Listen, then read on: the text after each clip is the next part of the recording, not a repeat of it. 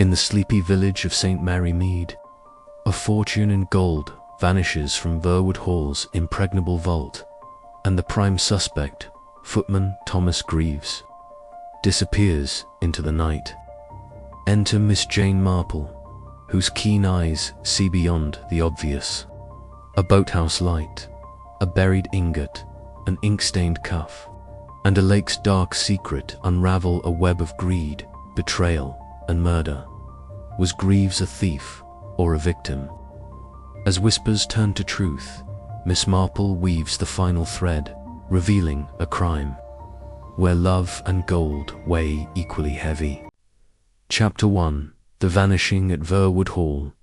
The late summer sun cast a golden haze over St. Mary Mead, where the village drowsed in its usual tranquillity, undisturbed save for the occasional clatter of a milk cart or the distant bark of a dog. In her modest cottage on the high street, Miss Jane Marple sat by the window, her nimble fingers guiding a pair of knitting needles through a skein of pale blue wool.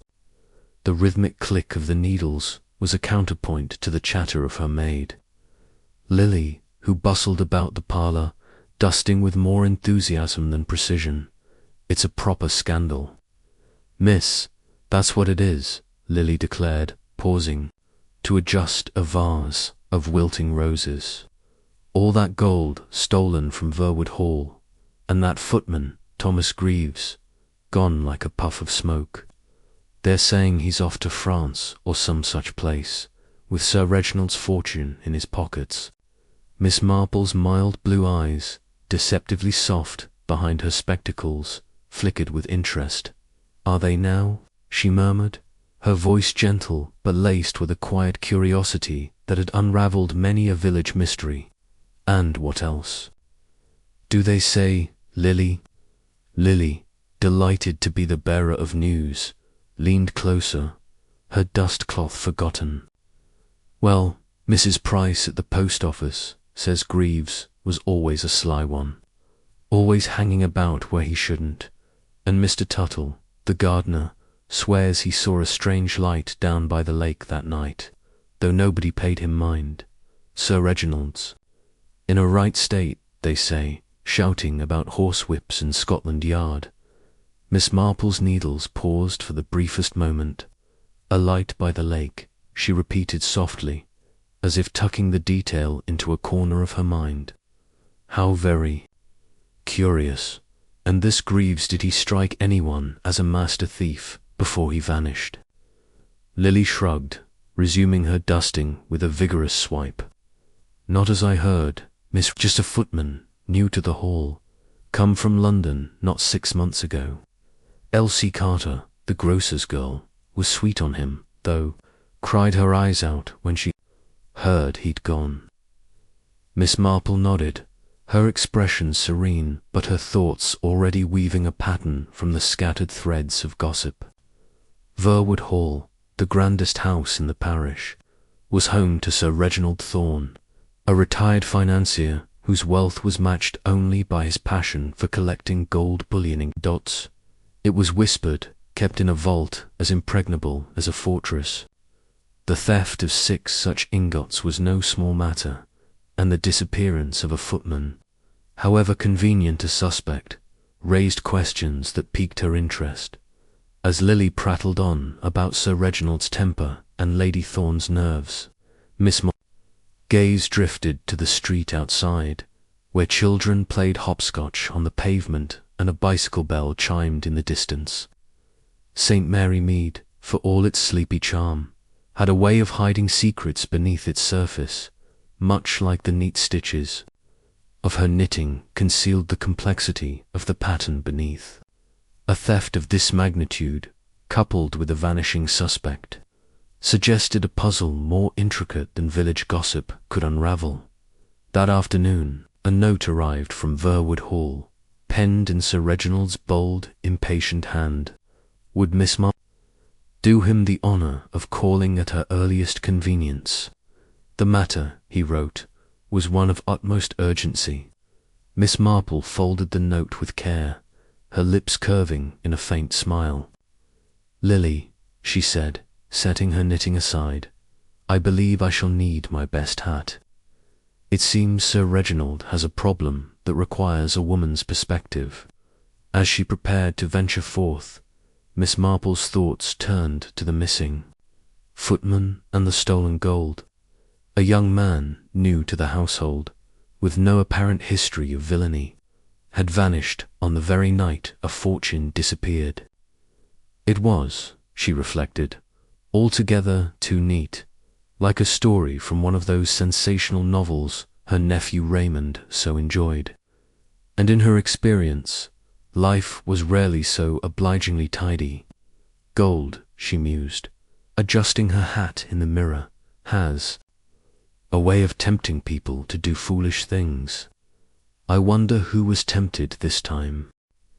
Chapter 2. The scene of the crime. The morning air was crisp as Miss Jane Marple stepped from her cottage, her best hat a sensible affair with a modest brim securely pinned atop her white hair. The walk to Verwood Hall was not long, but it gave her time to consider the whispers of theft and disappearance that had set St. Mary Mead abuzz. Sir Reginald Thorne's note, with its urgent scrawl, suggested a man more affronted than alarmed, and Miss Marple, who had a keen eye for human nature, suspected his bluster masked a deeper unease. Gold, after all, was not merely wealth. It was a symbol, and its loss struck at the heart of a man like Sir Reginald. Verwood Hall loomed at the edge of the village, a Georgian pile of honey-coloured stone, its windows glinting like watchful eyes.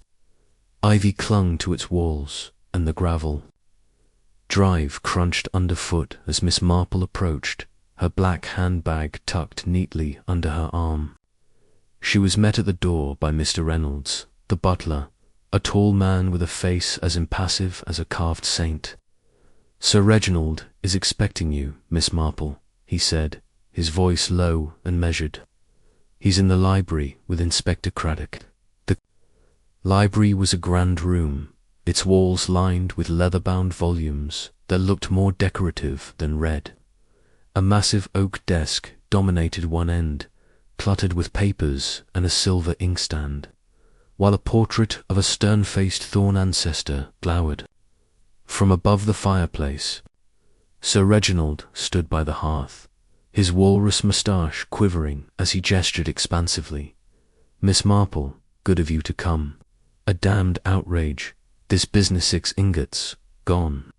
And that scoundrel Greaves, nowhere to be found." Beside him, Inspector Craddock, a youngish man with a courteous manner and tired eyes, offered a nod. "Miss Marple, a pleasure. I'm afraid we're at a bit of a loss here. The case is unusual." Miss Marple settled into a leather armchair, her hands folded primly in her lap.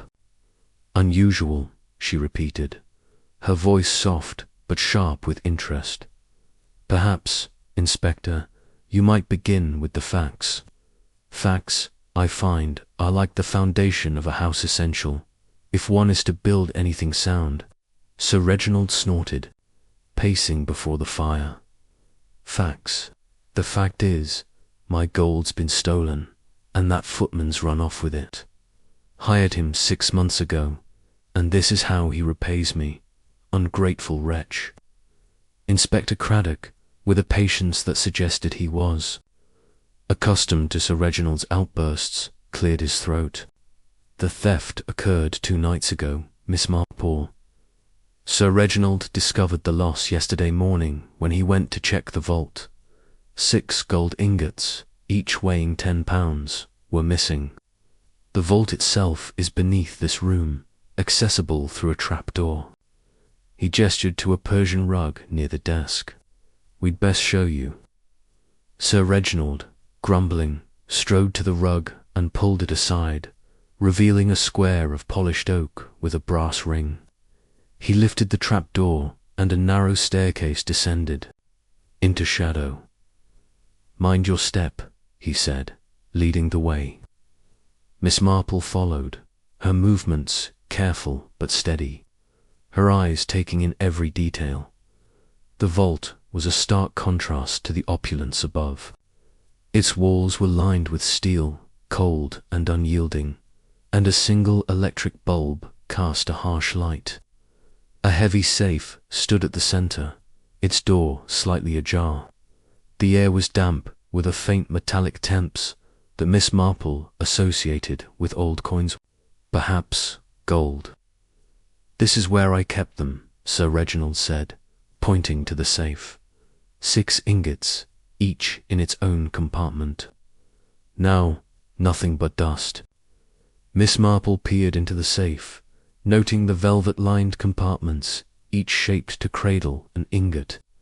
The safe's lock was intricate, a combination of dials and a keyhole, and the door showed no scratches or dents, no signs of force. She murmured, almost to herself, "A very polite thief, it seems." Inspector Craddock nodded. "Exactly. The safe requires to keys, one held by Sir Reginald, the other by his steward, Mr. Harold Finch. Both keys are accounted for, and both. Men swear they were secure. The combination is known only to Sir Reginald."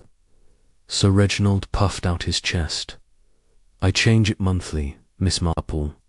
No one could have cracked it. That Greaves must have found a way to copy the keys. Sly as a fox, that one, Miss Marple." Eyes roamed the vault, lingering on the pristine hinges of the safe and the smooth steel walls. "And how," she asked, "did Thomas Greaves come to be suspected?" Craddock hesitated, glancing at Sir Reginald, who waved a dismissive hand. "Go on, tell her." "The boy was troubled from the start.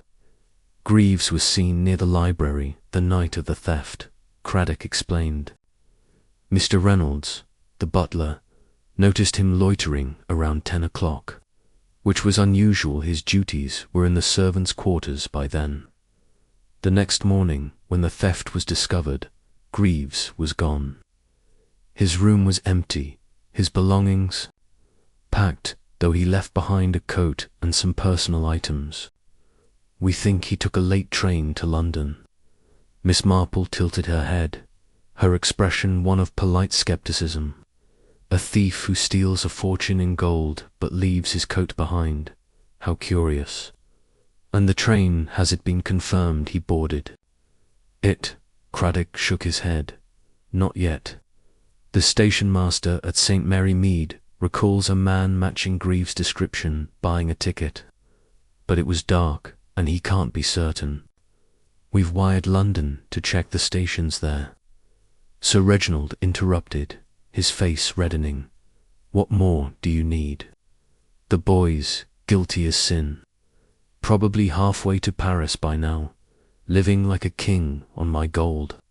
Miss Marple, undeterred by his bluster, stepped closer to the safe, her fingers brushing the edge of the door.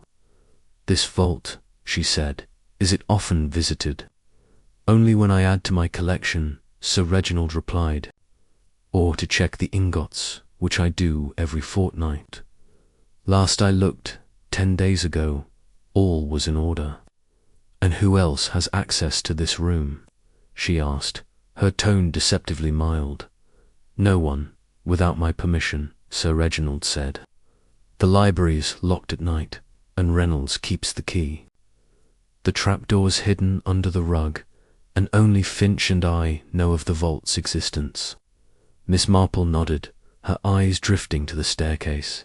"And yet," she said softly, "someone knew, someone who moved with precision, leaving no trace, a ghost, perhaps, or someone very much at home here."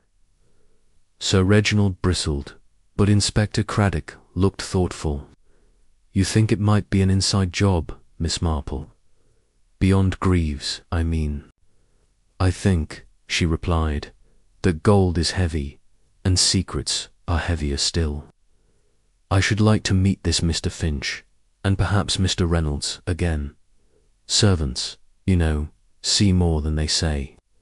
They ascended to the library, where Sir Reginald rang for the butler. Mr. Reynolds appeared promptly, his demeanour as composed as ever.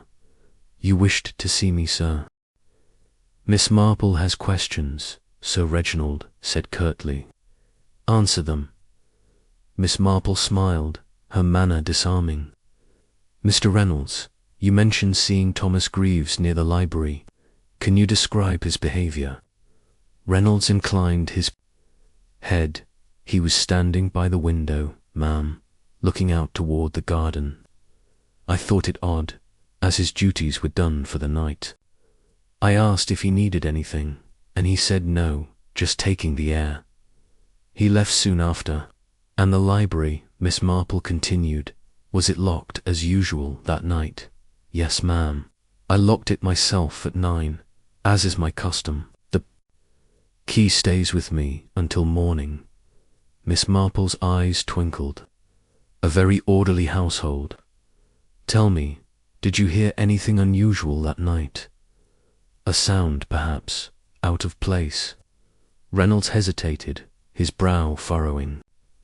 "Now that you mention it, ma'am, there was a noise, a creaking, like a floorboard, near the library door, around midnight. I thought it was the house settling, but it was distinct." Sir Reginald frowned. "Why didn't you mention this before?" "It seemed trivial, sir," Reynolds said. "Old houses creak." Miss Marple nodded, filing the detail away. "Thank you, Mr. Reynolds. You've been most helpful." As the butler withdrew, Sir Reginald summoned Mr. Finch, who entered with a ledger under his arm. The steward was a thin, sallow man in his 50s, with a pinched mouth and eyes that darted like a bird's. His suit was immaculate, but Miss Marple noted a faint tremor in his hands as he set the ledger on the desk. "Mr. Finch," she began, "you hold one of the keys to the vault. Where do you keep it?" Finch cleared his throat, his voice clipped. "In a locked box in my room, Miss Marple. It's never out of my sight, except when I sleep, and even then the box is secure." "And the night of the theft," she pressed, "you saw nothing unusual?" "Nothing," Finch said firmly. "I retired at 10, as usual. The house was quiet." Miss Marple's gaze lingered on him, noting the slight sheen of perspiration on his forehead. "You knew Thomas Greaves, of course. What was your impression of him?" Finch's lips thinned. "A competent footman, but not to be trusted. He had a way of watching people, as if sizing them up. I warned Sir Reginald about him, but—" He trailed off, glancing at his employer. Sir Reginald waved a hand. "Nonsense.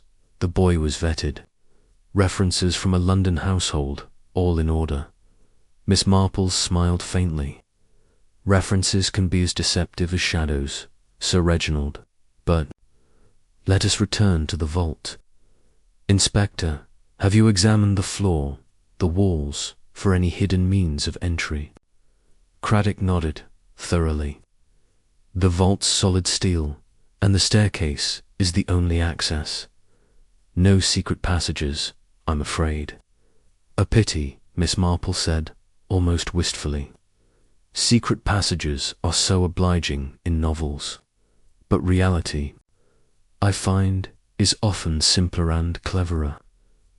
They returned to the library, where Miss Marple paused by the window, looking out at the manicured lawns and the distant shimmer of the lake. "This Greaves," she said, "was he a strong young man?" "Strong enough," Reynolds, who had re-entered to clear the tea-tray, replied. "He carried trunks without complaint." 6 ingots, Miss Marple mused. 60 pounds of gold, not a light burden, even for a strong man. And yet he carried them away without a sound, without a trace. Remarkable. Sir Reginald, growing impatient, clapped his hands. "Enough theorizing. What do you make of it, Miss Marple? Is it Greaves, or some other devilry?" Miss Marple turned, her expression serene, but her eyes sharp. "I make nothing of it yet. "Sir Reginald, but I observed that your vault is a fortress, your keys are guarded, and your thief is invisible. That suggests not carelessness, but calculation. I should like to speak with Lady Thorne, if she's available, and perhaps see Greaves' room." Sir Reginald hesitated, then nodded. "Very well, Reynolds, fetch her ladyship, and show Miss Marple the footman's quarters." As they waited, Miss Marple's thoughts churned. The vault's pristine condition, the creaking floorboard, Finch's nervous hands, all were threads in a tapestry not yet woven. Greaves, she suspected, was less a mastermind than a pawn, and the true thief was closer than Sir Reginald wished to believe. She glanced at Inspector Craddock, who was scribbling in his notebook, and smiled. "Patience, Inspector," she said. "Softly, the truth, like a good stew, needs time to simmer." Reynolds returned, announcing Lady Thorne, who entered with a rustle of silk. She was a striking woman, perhaps 30, with auburn hair and a pale, delicate face that seemed to carry a private sorrow. "Miss Marple," she said, her voice low, "my husband says you're here to help. I'm afraid I know little of this dreadful business." Miss Marple's smile was warm but probing. "Sometimes, Lady Thorne, the smallest details matter most. Did you, by chance, see or hear anything unusual 2 nights ago?" Lady Thorne's fingers tightened on her handkerchief. "No, nothing. I was in my room, reading. The house was quiet." Miss Marple nodded, noting the slight quiver in her voice. "Thank you, my dear. I shan't trouble you further for now." As Lady Thorne withdrew, Reynolds led Miss Marple and Craddock to the servants' wing, a maze of narrow corridors and plain doors. Greaves' room was small, with a single bed, a wardrobe, and a washstand. The wardrobe held a few shirts and a pair of boots, but the coat Reynolds had mentioned hung on a peg, its pockets empty. Miss Marple examined the bed, noting the neatly made blanket and the washstand, where a razor and soap remained. "A man who packs to flee," she said, "yet leaves his coat and razor. How inconsistent." Craddock frowned. "You think he didn't leave willingly?" "I think," Miss Marple replied, "that appearances are like mirrors. They show what someone wishes us to see. We must look beyond them." They returned to the library, where Sir Reginald was pouring himself a brandy. "Well," he demanded, "any closer to catching the rogue?" Miss Marple adjusted her hat, her expression unperturbed. "Closer, sir. Reginald is a relative term, but I am beginning to see the shape of things. May I return tomorrow? There are threads to follow." Sir Reginald grunted his assent, and Miss Marple took her leave, her mind alive with possibilities. The vault, the keys, the creak at midnight. Lady Thorne's nervous hands' itch was a piece of a puzzle that, when assembled, would reveal not just a thief, but a story. As she walked back to St. Mary Mead, the lake glinted in the distance, and she thought of the gardener's tale of a light where none should be. "Gold," she murmured, "is a heavy burden, but so is guilt." Chapter 3.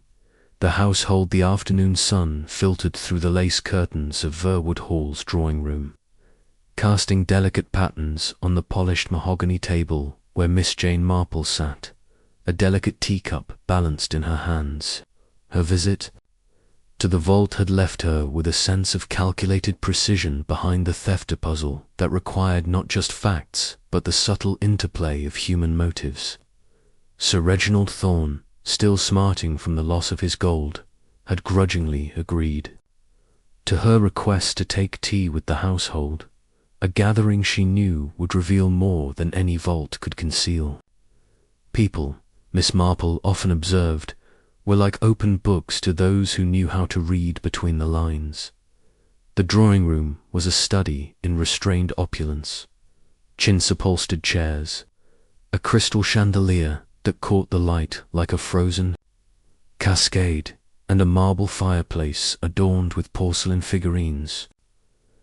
Lady Thorne presided over the tea tray, her auburn hair swept into an elegant chignon, though her movements were marked by a faint hesitancy, as if each gesture required conscious effort.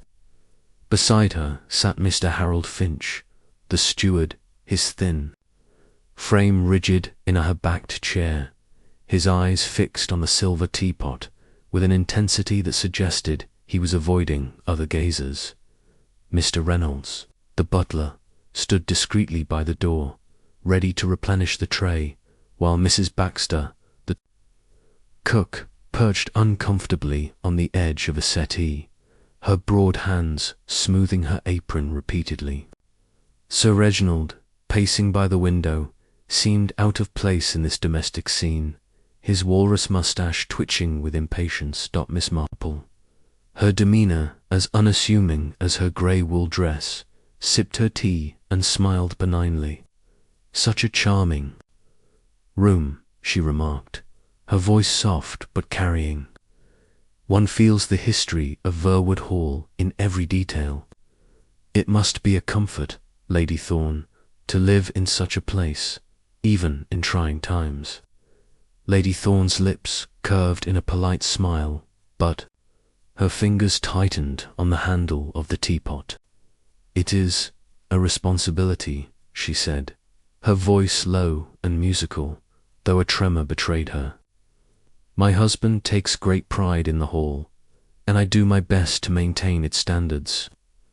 Sir Reginald snorted, pausing his pacing. "Standards? What good are standards when thieves walk off with a fortune? I say, Miss Marple, have you made any sense of this Greaves business? The inspector's no closer to finding him, and my gold's probably melted down by now." Miss Marple set her teacup down with care, her eyes twinkling behind her spectacles. "Patience, Sir Reginald, is a virtue even in the face of roguery. I find that understanding the people around a crime is often as illuminating as the crime itself. Tell me, how did Thomas Greaves come to be employed here?" Mr. Finch cleared his throat, his voice clipped and precise. "Greaves was hired through an agency in London, Miss Marple. His references were impeccable. A footman in a Mayfair household for 2 years, with no complaints. I interviewed him myself. He seemed adequate." "Adequate," Miss Marple repeated, her tone inviting elaboration, "but not, perhaps, entirely to your liking." Finch's mouth tightened, and he adjusted his cufflinks, a gesture Miss Marple noted as habitual. "He was too familiar," he said at last, "always asking questions about the hall, the routines, even Sir Reginald's collections. I thought it impertinent, but Sir Reginald felt he showed initiative." Sir Reginald waved a hand dismissively. "Nonsense, Finch. The boy was lively, that's all. Not like some of the dullards we've had. Pity he turned out a thief." Miss Marple's gaze shifted to Lady Thorne, who was pouring tea with exaggerated care. "And you, Lady Thorne, did you find Greaves impertinent?" Lady Thorne's hand faltered, and a drop of tea spilled onto the tray. She dabbed at it with a napkin, her cheeks paling. "I scarcely noticed him," she said. "He performed his duties well enough. I had no cause to complain." Mrs. Baxter, who had been silent, let out a small huff. "Begging your pardon, ma'am, but he was a charmer, that one. Always a smile for the maids, and a word or two for Elsie Carter when she brought the groceries. Turned her head, he did." Miss Marple's interest quickened, though her expression remained serene. "Elsie Carter, the grocer's daughter. I believe I've heard her name mentioned. Was Greaves fond of her, Mrs. Baxter?" The cook nodded, her round face flushed. He'd walk her home some evenings, all proper like, but you could see she was smitten. Poor lass was heartbroken when he up and vanished. Came to the kitchen yesterday, eyes red as apples, asking if we'd heard from him. Lady Thorne's napkin twisted in her hands, and Miss Marple noted the gesture, filing it away like a card in an index. A young man with charm, she said, can make many friends and, perhaps, a few enemies. Mr. Reynolds, you saw Greaves the night of the theft. Did he seem his usual self? The butler, standing like a sentinel, inclined his head. He was quieter than usual, ma'am. When I found him by the library window, he seemed distracted. Said he was taking the air, but his eyes kept darting to the garden, as if he expected to see something, or someone, Miss Marple murmured, almost to herself. And this creaking floorboard you mentioned, near the library door, could it have been Greaves returning later? Reynolds considered this, his brow furrowing. It's possible, ma'am, but I can't say for certain. The sound was brief, and I was in the servants' hall by then. I assumed it was the house settling. Sir Reginald, who had resumed pacing, stopped abruptly. Creaking floorboards, lights by the lake. Are we chasing ghosts now, Miss Marple? I want my gold, not a lot of village tittle-tattle. Miss Marple smiled, unruffled. Tittle-tattle, Sir Reginald, is often the thread that unravels the knot. A household is like a village. In miniature, everyone knows something, even if they don't know its importance. Mrs. Baxter, you've been at Verwood Hall many years, I understand. Have there been other irregularities before this theft? Mrs. Baxter's hands stilled on her apron, and she glanced at Sir Reginald, who was glaring at the chandelier as if it had offended him. Not theft, miss, she said carefully, but things go missing now and then. A silver spoon, a bottle of sherry, small things, you know, and they always turn up. I put it down to carelessness. Carelessness, Miss Marple repeated, her tone inviting. Or perhaps opportunity. And Greaves, did he ever take an interest in the kitchen stores? Or the cellars? Mrs. Baxter shook her head. Not that I saw. He was more likely to be chatting with the maids than poking about the larders. Mind you, he did ask once about the old boathouse down by the lake. Said he fancied fishing, but I told him it's been locked up for years. Miss Marple's eyes brightened, though her face remained placid. The boathouse, she said. How interesting. And is it still locked, Mr. Finch? The steward's fingers twitched, and he adjusted his cufflinks again. As far as I know, Miss Marple, the key's kept in the estate office, and no one's used it since the last tenant left, 5 years ago. It's in poor repair, hardly worth the trouble. Lady Thorne, who had been silent, spoke suddenly, her voice sharp. Why all this talk of boathouses and floorboards? Surely the police should be searching for Greaves, not poking about the estate. Miss Marple turned to her, her gaze gentle, but penetrating. My dear Lady Thorne, the police are doing their duty, I'm sure. But a crime is like a tapestry, its threads are woven through the lives of those closest to it. I wonder, did you know Greaves well? Lady Thorne's cheeks flushed, and she set her teacup down with a clink.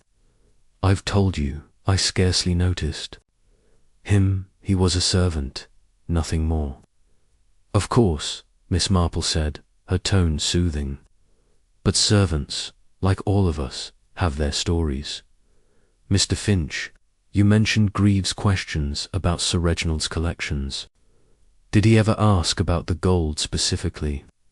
Finch hesitated, his eyes flicking to Sir Reginald, who was now staring out the window. Not directly, he said, but he once remarked on the weight of gold, how it must be difficult to move. I thought it idle talk at the time. Sir Reginald spun around, his face reddening. Idle talk, my foot. The boy was planning it all along. I'll have his hide when Craddock catches him. Miss Marple's needles, had she been knitting, would have clicked steadily through this outburst, but her hands remained still, her mind weaving patterns from the conversation. Greaves' charm, his questions, his distraction by the library window all suggested a young man caught in a web, not entirely of his own making. And Lady Thorne's agitation, Finch's nervous gestures, the cook's guarded answers, these were the threads of motive, fear, or guilt waiting to be unravelled. She turned to Mrs. Baxter, her smile disarming. You mentioned Elsie Carter's distress. Did she ever visit Greaves at the Hall beyond her deliveries? Mrs. Baxter nodded, warming to the topic. Once or twice, she'd bring the groceries and linger in the yard, hoping to catch a word with him. He'd sneak out to meet her, though I told him it wasn't proper. Young love, you know, makes fools of them all. Lady Thorne's napkin was now a crumpled knot in her hands, and Miss Marple noted the faint tremor in her fingers. Young love, she said, can indeed be foolish, and sometimes dangerous. Mr. Reynolds, did Greaves have any visitors, other than Elsie, who might shed light on his character? The butler shook his head. None that I'm aware of, ma'am. He kept to himself, mostly, though he wrote letters now and then. I saw him posting one at the village a week ago, addressed to London. Miss Marple's interest sharpened, though her expression remained bland. Letters to London, she said. How intriguing. And did he receive any in return? Not that I noticed, Reynolds said. But the post comes to the Hall, and I don't always see the servant's mail. Sir Reginald, growing restless, clapped his hands. Enough of this. Miss Marple, you're meant to find my gold, not play parlour games with the staff.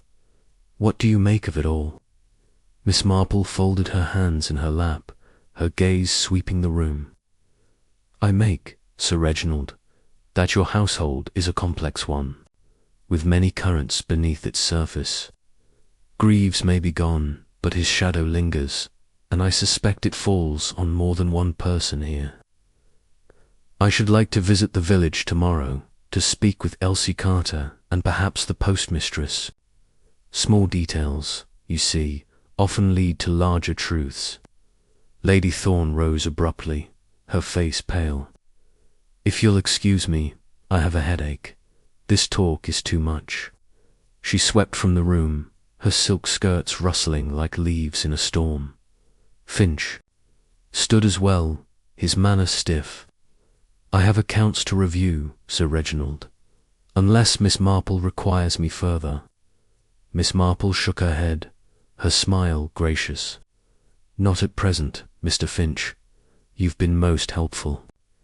As Finch and Mrs. Baxter withdrew, Reynolds began clearing the tea things, his movements silent and precise.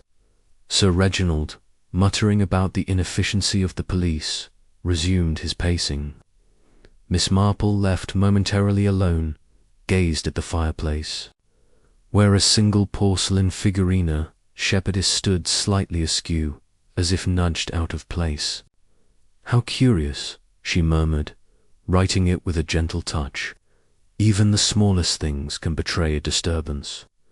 When Reynolds returned, she rose, her handbag tucked under her arm. Thank you, Sir Reginald, for your hospitality. I shall return tomorrow, if I may, after my village inquiries. Sir Reginald grunted, his moustache quivering. Do as you like, Miss Marple, but I want results. My gold won't wait forever. Miss Marple inclined her head, her expression serene. Nor shall it, Sir Reginald. Gold, like truth, has a way of surfacing, given time. As she stepped into the hall, Reynolds closed the drawing-room door behind her, and she caught a fleeting glimpse of Lady Thorne's silhouette in the corridor, pausing as if to listen. Miss Marple's lips curved in a faint smile. The household, she thought, was a stage, and its players were performing for an audience they did not yet fully understand. Greaves, the boathouse, the creaking floorboard, Lady Thorne's twisted napkin, these were not mere details, but clues to a drama of greed, fear, or perhaps something deeper. As she walked back to St. Mary Mead, the late afternoon light casting long shadows across the lane, she felt the familiar thrill of a puzzle taking shape. People, she mused, are so very predictable, and yet so very surprising. Chapter 4. The Village Whispers. The morning mist clung to the lanes of St. Mary Mead, softening the outlines of thatched cottages and lending an air of secrecy to the village's familiar contours. Miss Jane Marple, wrapped in a woolen shawl against the chill, stepped briskly along the high street, her black handbag swinging gently at her side. The revelations at Verwood Hall, the nervous hands of Mr. Finch, Lady Thorne's agitation, the butler's tale of a creaking floorboard, had stirred her curiosity. But she knew the heart of any mystery often lay not in grand houses, but in the humbler corners where tongues wagged freely. The village, with its web of gossip and observation, was a treasure trove for one who understood its rhythms. Her first stop was the post office, a squat building with a red-tiled roof, where the bell above the door jingled as she entered. Mrs. Price, the postmistress, stood behind the counter, sorting letters with the efficiency of a general marshalling troops. A stout woman with sharp eyes and a penchant for news, she greeted Miss Marple with a nod that suggested she had been expecting her. "Morning, Miss Marple," she said, pushing a stray curl under her cap. "I reckon you're here about the goings-on at Verwood Hall. A shocking business, that theft." Miss Marple smiled, her expression as mild as the mist outside. "Shocking indeed, Mrs. Price. The village is quite abuzz, I hear. I thought you might have some insight, being at the crossroads of so much information." Mrs. Price's eyes gleamed, and she leaned forward, lowering her voice, though the post office was empty. "Well, I don't like to gossip, mind, but that Thomas Greaves was a queer one. Always in here, posting letters to London, never a return address, mind you. The last one was just 3 days ago, addressed to a Mr. J. Black at some street in the East End. I thought it odd, him being a footman and all." Miss Marple's interest quickened, though her face betrayed nothing. "Mr. J. Black," she repeated, as if savouring the name. "And did Greaves seem anxious when he posted this letter? Anxious?" "No, I'd say more. Furtive," Mrs. Price replied, tapping a letter against the counter. "Kept looking over his shoulder, as if he expected someone to snatch it from him. I asked if he wanted it registered, but he just shook his head and hurried off. Next thing I know, he's vanished, and Sir Reginald's gold with him." Miss Marple nodded, her thoughts circling the mysterious Mr. J. Black. A false name, perhaps, or a confederate. "Very curious," she said. "And did Greaves receive any letters himself, that you recall?" Mrs. Price shook her head. "Not here, he didn't, though I wouldn't know what comes to the hall directly. That Mr. Reynolds handles the servant's post, and he's tight as a clam about it." "Thank you, Mrs. Price," Miss Marple said, adjusting her shawl. "You've been most helpful. I wonder, might you direct me to the Carter household? I'd like a word with Elsie." The postmistress pointed down the lane. "Second cottage past the bakery with the blue gate. Poor Elsie's been in a state since Greaves disappeared. Mind you, don't upset her, Morsh, he's a sensitive lass. Miss Marple thanked her and stepped back into the mist, her mind weaving patterns from Mrs. Price's words. The letter to Mr. J. Black suggested Greaves had connections beyond St. Mary Mead, but his furtive manner hinted at fear rather than cunning. As she walked, the village began to stir. A milkman rattled past, and a pair of schoolboys darted across the lane, their laughter muffled by the fog. St. Mary Mead, for all its sleepy charm, was a place where secrets rarely stayed buried long. The Carter cottage was a tidy affair, its garden bright with late summer marigolds. Miss Marple knocked, and the door was opened by Mrs. Carter, a wiry woman with flour-dusted hands and a cautious smile. "Miss Marple," she said, wiping her hands on her apron. "Come about, Elsie, have you? She's in the parlour, but she's not herself, I warn you." Miss Marple followed her into a cosy room where Elsie Carter sat by the window, a piece of embroidery forgotten in her lap. She was a pretty girl, no more than 19, with soft brown curls and eyes red-rimmed from crying. At Miss Marple's entrance, she started, clutching the embroidery as if it were a shield. "Oh, Miss Marple," she said, her voice trembling. "Is there news of Tom?" Miss Marple settled into a chintz-covered chair, her manner gentle but probing. "Not yet, my dear, but I'm trying to understand what happened. You were fond of Thomas Greaves, I believe." Elsie's cheeks flushed, and she nodded, her fingers twisting the embroidery thread. "He was kind to me, Miss, not like some lads, all talk and no heart. He'd walk me home from the hall, and we'd talk about all sorts of things. He said he'd take me to the harvest dance next month, but now—" Her voice broke, and she dabbed at her eyes with a handkerchief. Miss Marple leaned forward, her eyes kind but keen. "It must be very hard, Elsie. Tell me, when did you last see him?" "2 nights before he left," Elsie said, swallowing a sob. "I brought groceries to the hall, and he met me in the yard, like always. He seemed different, though nervous, like he was waiting for something. He kept looking toward the lake, and when I asked what was wrong, he just smiled and said it was nothing. He promised to see me the next day, but he never came." Miss Marple's gaze sharpened, though her tone remained soft. "The lake," she said. "How interesting.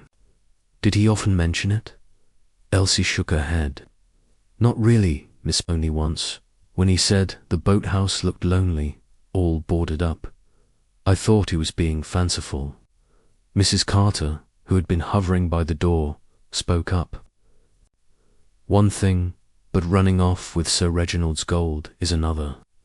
I told Elsie he was too smooth by half, but she wouldn't listen." Elsie's eyes flashed.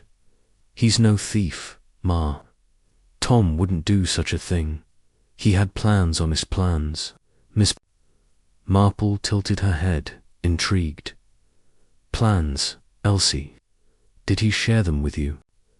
The girl hesitated, her hands stilling. He talked about leaving service one day, starting a shop in London. Said he'd been saving, and he had a friend there who'd help. But he never said nothing about gold, I swear." Miss Marple nodded, her mind cataloguing the detail. "A friend in London, perhaps the elusive Mr. J. Black." "I believe you, my dear," she said. "You've been very brave to tell me this. One last thing, did Tom ever give you anything? A keepsake, perhaps?" Elsie blushed, reaching into her pocket. "Just this," she said, producing a small silver locket. "He gave it to me a month ago, said it was his mother's. I keep his picture inside." Miss Marple examined the locket, noting its simple design and the worn clasp. The photograph inside showed a young man with a boyish smile. "Greaves, no doubt." "Very lovely," she said, returning it. "Thank you, Elsie. You've helped more than you know."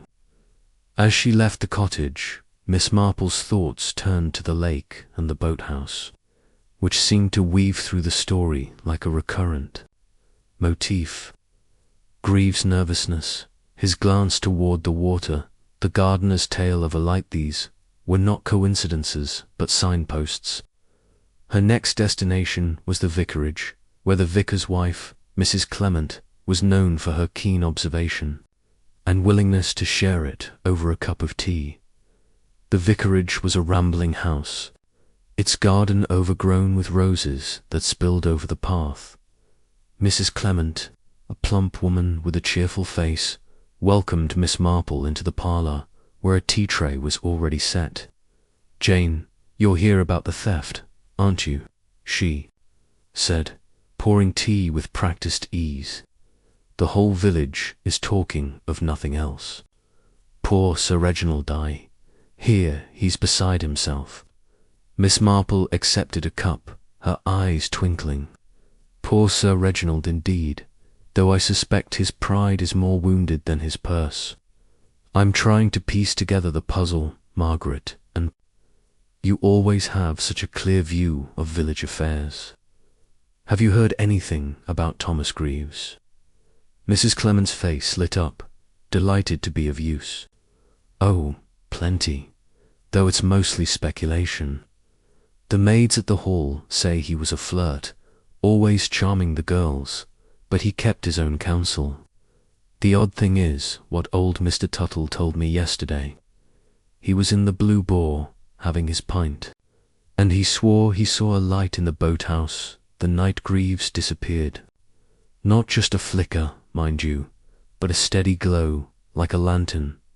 Miss Marple's cup paused halfway to her lips. "A lantern," she said. "How very specific. Did Mr. Tuttle see anyone?" Mrs. Clement shook her head. "He was too far off, and it was dark. He thought it might be poachers, but the boathouse is locked, isn't it? I told him he should speak to Inspector Craddock, but he's shy of the police." Miss Marple nodded, her mind racing. The boathouse again, and a light where none should be. "And what of the household at Verwood Hall?" she asked. "Any whispers about them?" Mrs. Clement leaned forward, her voice dropping. "Well, there's talk about Lady Thorne. She's been out of sorts lately, not her usual self. The butcher's boy says she's been ordering less meat, as if she's not eating properly. And Mr. Finch, there's a story he was seen in Much Benham last month, coming out of a bookmaker's. Not the sort of place you'd expect a steward to frequent." Miss Marple's eyes narrowed slightly, though her smile remained placid. "Bookmakers," she said. "How unexpected. And Sir Reginald, does he confide in anyone locally?" "Not that I know," Mrs. Clement said. "He's too proud to mix much with the village, though I hear he's been writing to his solicitor in London, something about his investments. The postman mentioned it's Sir Reginald's. Letters are always sealed with wax, like something out of a novel." Miss Marple sipped her tea, her thoughts weaving a tapestry from these fragments. Finch's possible gambling, Lady Thorne's unease, the boathouse light. Greaves' letter to Mr. J. Blackheach was a thread, and she sensed they were converging on a truth that lay just out of sight. "You've been invaluable, Margaret," she said, setting her cup down. "I think I must speak with Mr. Tuttle myself. Where might I find him?" Mrs. Clement directed her to the Verwood Hall gardens, where the old gardener was likely tending the rose-beds. As Miss Marple made her way back toward the hall, the mist began to lift, revealing the rolling fields and the distant shimmer of the lake. The village was waking fully now, with shopkeepers sweeping their steps and women chatting over garden fences, yet beneath this ordinary bustle, Miss Marple felt the pulse of something hidden, like a current beneath calm waters. she found Mr. Tuttle near the Hall's south lawn, a stooped figure in a worn tweed cap, pruning shears in hand. His face, weathered as an oak, broke into a grin at her approach. "Miss Marple," he said, touching his cap, "heard you was poking about the theft. Reckon you'll find that gold before the coppers do." Miss Marple laughed softly, her manner disarming. "I hope so, Mr. Tuttle. I understand you saw something curious the night Thomas Greaves disappeared a light in the boathouse." Tuttle's grin faded, and he glanced toward the lake, half hidden by a copse of willows. I did. I was coming back from the Blue Boar, round 11, and there it was, a steady glow, like a lantern behind the boards. I thought it queer, seeing as the boathouse ain't been used in years. Didn't see no one, though, and I wasn't about to go traipsing down there in the dark." Miss Marple nodded, her eyes following his gaze. "Very wise. Did you mention this to anyone at the Hall?" "Only Mrs. Baxter, in passing," Tuttle said. "She said I'd had 1 pint too many, but I know what I saw. That boathouse has stories. Miss folks used to say it was a smuggler's hideout, back in the old days." Miss Marple's lips curved in a faint smile. "Stories often have a grain of truth, Mr. Tuttle. Thank you for sharing yours. If you recall anything else, you'll let me know." He promised he would, and Miss Marple took her leave, her mind alive with possibilities. The boathouse, neglected and locked, was emerging as a focal point, its light a beacon in the narrative of the theft. Greaves' connection to Elsie, his letter to London, Finch's bookmaker visit, Lady Thorne's distress, these were not isolated events, but parts of a larger design. As she walked back to her cottage, the church clock struck noon, its chimes echoing through the clearing mist. St. Mary Mead, she thought, was a village of secrets, and the theft at Verwood Hall was merely the surface of a deeper mystery. Back at her cottage, Miss Marple settled into her armchair, her knitting untouched. As she reviewed her findings, the letter to Mr. J. Black suggested a plan, but Greaves' nervousness and Elsie's faith in him hinted at innocence or manipulation.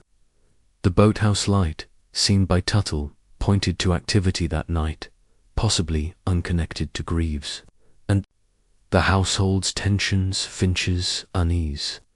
Lady Thorne's silences suggested knowledge or fear of something more than a simple theft.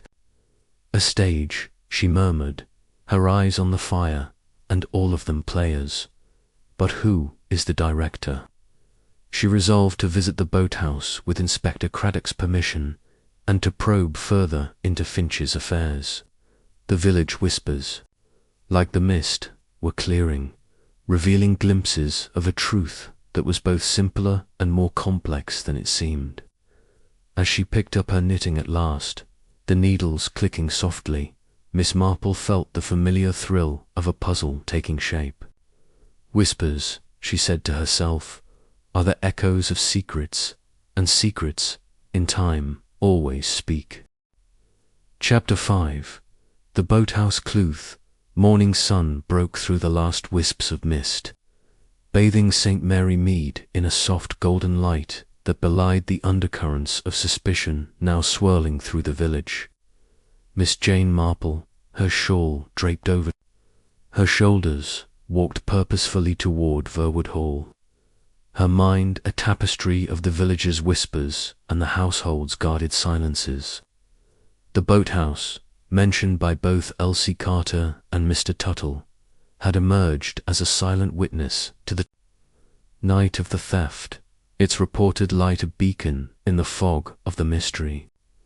With Inspector Craddock's reluctant permission, secured by a polite but firm telephone call the previous evening, she intended to explore this neglected corner of the estate, certain it held a key to the puzzle of the missing gold and Thomas. Greaves' disappearance. The path to the boathouse wound through the hall's grounds, past manicured lawns and a copse of willows that whispered in the breeze. The lake, a placid oval fringed with reeds, reflected the sky like a polished mirror, and at its far end stood the boathouse, a dilapidated structure of weathered wood and peeling paint. Its windows were boarded, and ivy clung to its walls like a shroud. Miss Marple paused at the water's edge, her keen eyes scanning the scene. The boathouse's isolation, far from the hall's prying eyes, made it an ideal hiding place or a stage for something more sinister. Inspector Craddock joined her, his notebook tucked under his arm, his expression a mix of skepticism and deference. "I hope this isn't a wild goose chase, Miss Marple," he said, adjusting his hat. "We've searched the grounds already, and the lake's been dragged. Nothing but mud and weeds." Miss Marple's lips curved in a faint smile, her gaze fixed on the boathouse. "Geese, Inspector, are rarely as wild as they seem. A place like this, forgotten by most, is precisely where secrets linger. Shall we?" The boathouse door was secured with a rusted padlock, but Craddock produced a key, obtained from Mr. Finch's estate office, and opened it with a groan of hinges. The interior was dim, the air heavy with the scent of damp wood and mildew. Shafts of sunlight pierced the gaps in the boarded windows, illuminating motes of dust that danced like tiny spectres. A rotting jetty extended into the lake, and a pile of mouldering tarps lay in one corner, beside a jumble of old oars and fishing nets. Miss Marple stepped carefully, her sensible shoes tapping on the uneven floorboards, her eyes darting to every shadow. "Here," she said, pointing to a spot near the jetty where the dust was disturbed, as if something had been dragged across the floor. "This is recent, Inspector. See the marks." Craddock knelt, his brow furrowing. "Could be anything, rats, or Tuttle poking about, but I'll grant you, it's fresh." He straightened, following her gaze to the tarps. "Let's have a look under those." They lifted the tarps, revealing a patch of floorboards scored with deep scratches, as if a heavy object had been moved. Miss Marple's eyes gleamed. "Gold, Inspector, is not light. 60 pounds of it would leave such marks, would it not?" Craddock nodded, his skepticism waning. "It would, but why hide it here, only to move it again? If Greaves took the gold, he'd have been halfway to London by now." Miss Marple did not reply immediately, her attention caught by a small object half buried in the dust. She bent, retrieving a cigarette stub, its tip stained with the faint aroma of Turkish tobacco. "Curious," she said, holding it up. "I understand Greaves smoked this brand. A careless thief to leave such a clue, or a convenient one." Craddock took the stub, slipping it into an envelope. "Convenience the word. This feels staged, Miss Marple, but for whose benefit?" Miss Marple's gaze roamed the boathouse, noting the absence of footprints in the dust beyond the scratched area. "For ours, perhaps," she said softly, "or for someone who wished Greaves to seem the culprit. Let us examine the jetty." The jetty creaked under their weight, its planks soft with rot. At its end, Miss Marple peered into the lake, the water clear enough to reveal a sandy bottom dotted with pebbles. "You dragged the lake, you said," she remarked, "but not, I think, this close to the boathouse." Craddock shook his head. "We focused on the deeper parts, where a body or gold might sink. This area's too shallow." "Too shallow for a body," Miss Marple agreed, "but not for a secret. Gold does not float, Inspector, but it can be hidden when no one thinks to look." Craddock, catching her drift, signalled to a constable waiting by the path. "Get a..." "Man with a pole," he ordered. "Probe the shallows here." The constable hurried off, and Miss Marple turned her attention to the boathouse's walls, running her fingers along the boards. One, near the jetty, was loose, and when she pressed, it shifted, revealing a narrow gap. Inside, wedged against the frame, was a scrap of oilcloth, its edge frayed but clean. "Oilcloth," she said, handing it to Craddock. "The sort used to wrap something valuable, to protect it from damp. Not a fisherman's tool, I think." Craddock's eyes narrowed. "You're thinking the gold was here, wrapped and hidden, then moved again. But why?" Miss Marple's expression was serene, but her mind was racing. Why, indeed? A thief who steals 6 ingots does not linger unless he must. Perhaps he was interrupted, or perhaps the theft was meant to look like something it was not. They stepped outside as the constable returned with a long pole. He waded into the shallows, probing the lake bed, but after 20 minutes he shook his head. "Nothing, sir, just mud and stones." Miss Marple, undeterred, gazed across the lake, her thoughts circling the cigarette stub and the oilcloth. "No gold today," she said, "but clues are as valuable in their way. Inspector, have you traced Greaves' letter to this Mr. J. Black?" Craddock sighed, flipping open his notebook. "I wired London yesterday. The address a flat in Whitechapel doesn't exist. A vacant lot, according to the local police. Either Greaves was careless, or someone meant for that letter to lead. Nowhere." Miss Marple's lips pursed, a sign of deep thought. "A letter to nowhere," she murmured, "and yet it was sent. A distraction, perhaps, or a message to someone who knew where to look." Craddock closed his notebook, his expression rueful. "You see more in this than I do, Miss Marple. What's your theory?" "No theory yet, Inspector," she said, her tone gentle but firm. "Only observations. The boathouse was used that night, I'm certain, but not by a fleeing thief. The scratches, the oilcloth, the cigarette, they tell a story of haste, but also of calculation. We must learn more about Greaves' movements and those of the household." They returned to Verwood Hall, where Sir Reginald awaited them in the library, his moustache bristling with impatience. "Well," he demanded, pouring himself a brandy despite the early hour, "found my gold in that wretched boathouse, have you?" Miss Marple settled into an armchair, her hands folded primly. "Not your gold, Sir Reginald, but traces of its passage. The boathouse was visited the night of the theft, and I believe the gold was briefly hidden there." Sir Reginald's face reddened. "Hidden by Greaves, you mean? Why the devil didn't he take it and run?"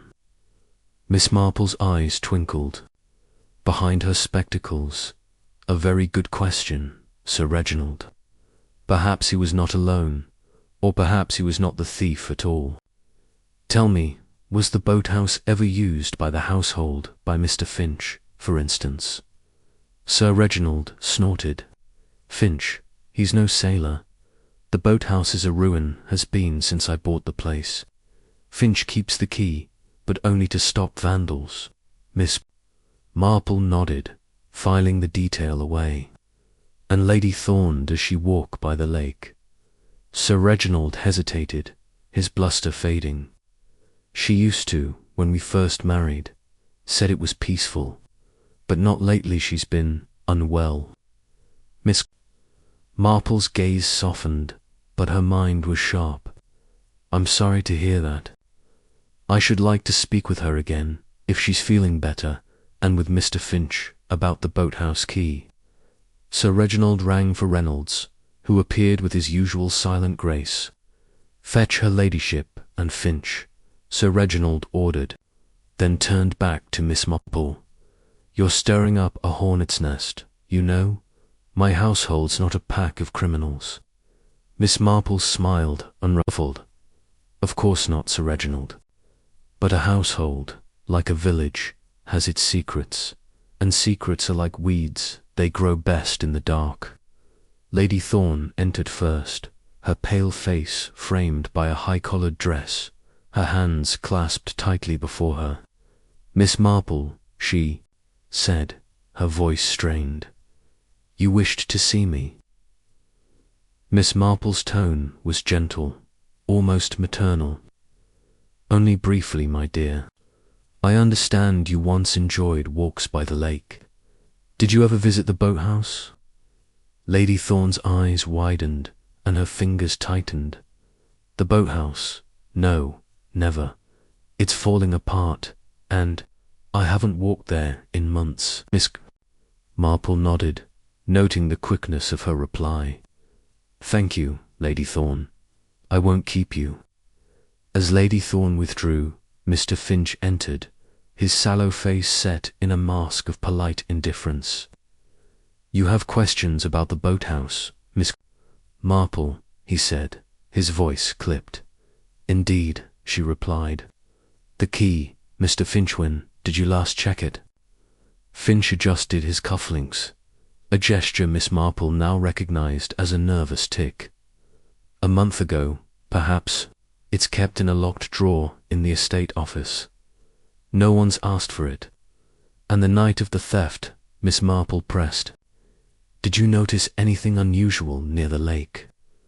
Finch's eyes flickered, but his voice was steady. Nothing. I was in my room, working on accounts. The lake's too far from the hall to hear anything.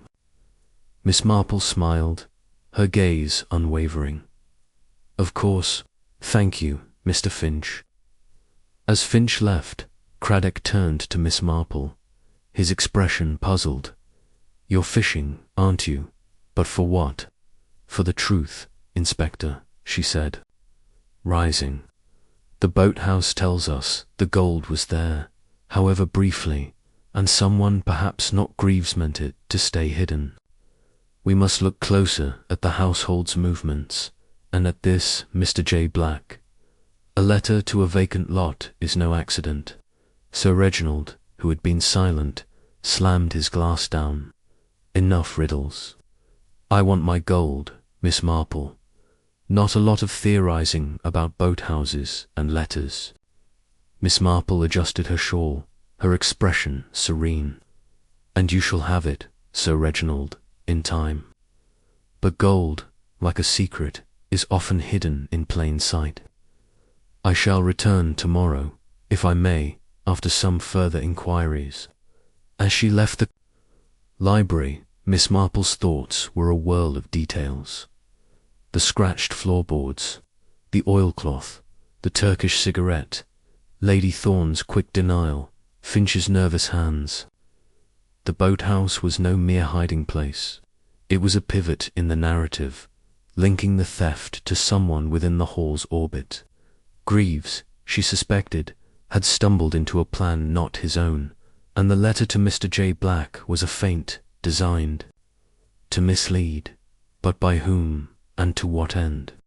She walked back to St. Mary Mead, the lake glinting in the distance. Its surface untroubled, but its depths, she knew, concealing more than mud and weeds. The village was quiet now, its shops shuttered for the midday rest, but Miss Marple felt the weight of unseen eyes, as if St. Mary Mead itself were watching, waiting for her to unravel its secrets.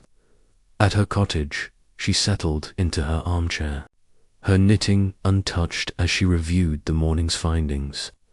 The boathouse clue, small as it was, had shifted the puzzle's frame, revealing a design both clever and desperate.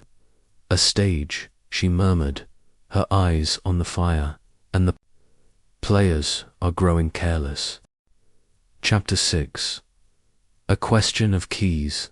The late morning light filtered through the tall windows of Verwood Hall, casting long shadows across the library's polished floor as Miss Jane Marple settled into a leather armchair, her black handbag resting primly. On her lap, the boathouse, with its scratched floorboards, oilcloth scrap, and Turkish cigarette stub, had confirmed her suspicion that the theft of Sir Reginald Thorne's gold was no impulsive act but a carefully staged performance, with Thomas Greaves cast as the convenient villain.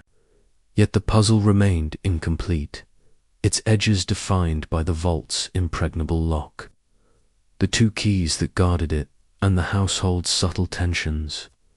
Today, Miss Marple intended to probe deeper, focusing on the keys themselves, and figurative that might unlock the truth.